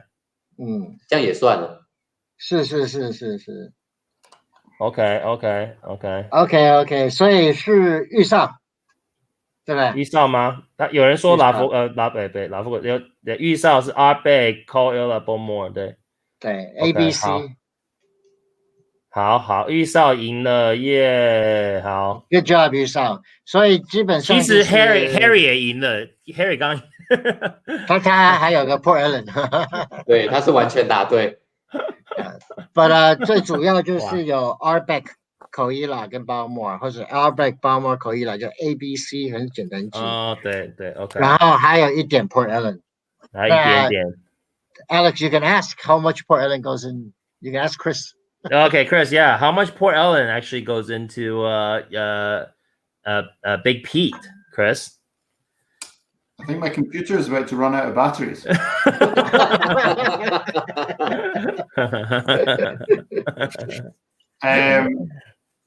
It's a small percentage. I mean, every time you drink Big Pete, you're drinking some form of Port Ellen. But I'm not. We're not going to tell you it's loads. It's a very small percentage. It's the smallest of all the malts that we use. It's not a tiny amount, but it's a percentage. But it's not huge. Like under 10% or more than 10%? Under 10%. Yeah. Under 5% or more than 5%? Under 5%. Under 5%. Okay, under 5%. Under 5%. Okay, we'll leave it. If it was more, the price would be very expensive. Yeah, right, exactly.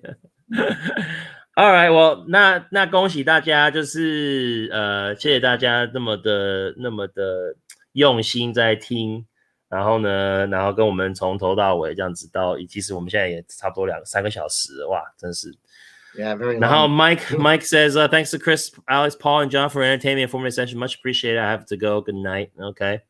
好，那就是这样子。那大家请私我，在 FB 上面私我。然后呢，因为我有可能没有办法，就是直接联系你们。然后呢，所以你们需要来取你们的这个奖品的话，这些礼物的话呢，請來台中，或者是我就可以安排宅配什么什么的。OK。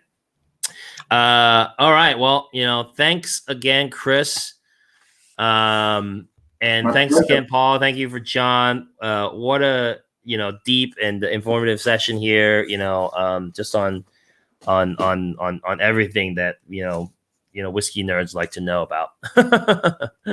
and again, thanks everybody for joining us. Do you have any closing remarks, Chris? Any closing remarks, Paul or John? Anything else? Chris, can you go first? My closing remark would be just a massive thank you for having us here on your platform. It's been great fun, and it's a pleasure for me actually to sit and enjoy some of our whiskeys, and especially the Taiwan edition. Yeah. That is ridiculously good. I think a big thanks for everyone who joined us and came along and asked questions and participated. Lovely to see some familiar faces, names, questions. Thank you for supporting Douglas Laing. Thank you for supporting the Whiskey Steward. We look forward to next time where we can maybe talk about a bit more about Strathearn in depth. But no, it's great fun. Whiskey is great fun, and I'll pass over to Paul now. Thanks very much. 谢谢大家，今天跟了我们快将近3个小时的时间，那也很感谢。如果大家还有一些问题想要问的，可以私讯我我的那个在 Facebook 上我叫 Paul Wang， 找我很容易找，或是应该我们8月22会在台中见面吧。OK。所以到时候对，这8月22有展这个对 Whisky 威士忌 Select 对。那个时候我们也可以碰面，然后有些问题也可以问我，到时候来问，然后我也希望见到大家，这个经过一番这个疫情，那台湾现在状况也很好，也很开心。我们酒展都还可以开始来办，所以我觉得 very excited。对啊，好，这样有然后谢谢大家，然后谢谢这个平台，然后希望我有一个问题，就是什么时候我们可以在台中见面8月22，我们有一个酒展。We have a whiskey exhibit. I'm putting on a whiskey exhibit in Taichung on August 22nd, and Paul and Cunningham will be there. So hopefully John can be there too, or you can come anytime, John. 我们其实我们在台中威士忌同好会的台中 Whisky Society, we have a clubhouse. 我们有一个会所在这边，所以就是随时你在台中都可以来我们会所坐。对，那也非常感谢大家，就是听我们就是讲那么多东西，然后听得那么的用心在听。那当然，大家就是如果还没有的话，可以就是去我们的台中威士忌同好会去点赞，麻烦点赞。然后呢，然后也就是关注我们的一些活动。我们8月22号就是也是会有一个酒展，然后呢，那希望到时候大家可以跟大家喝一些好威，然后也再跟 Paul 的继续聊。OK， 好，那就这样子，谢谢大家，谢谢各位了。然后呢，我们就今天就先说晚安喽。Good night, everybody. Thank you. Good night. Thank you, everybody. Have a good one. Thanks, everyone. Take care. See ya. Bye bye. Bye. Bye.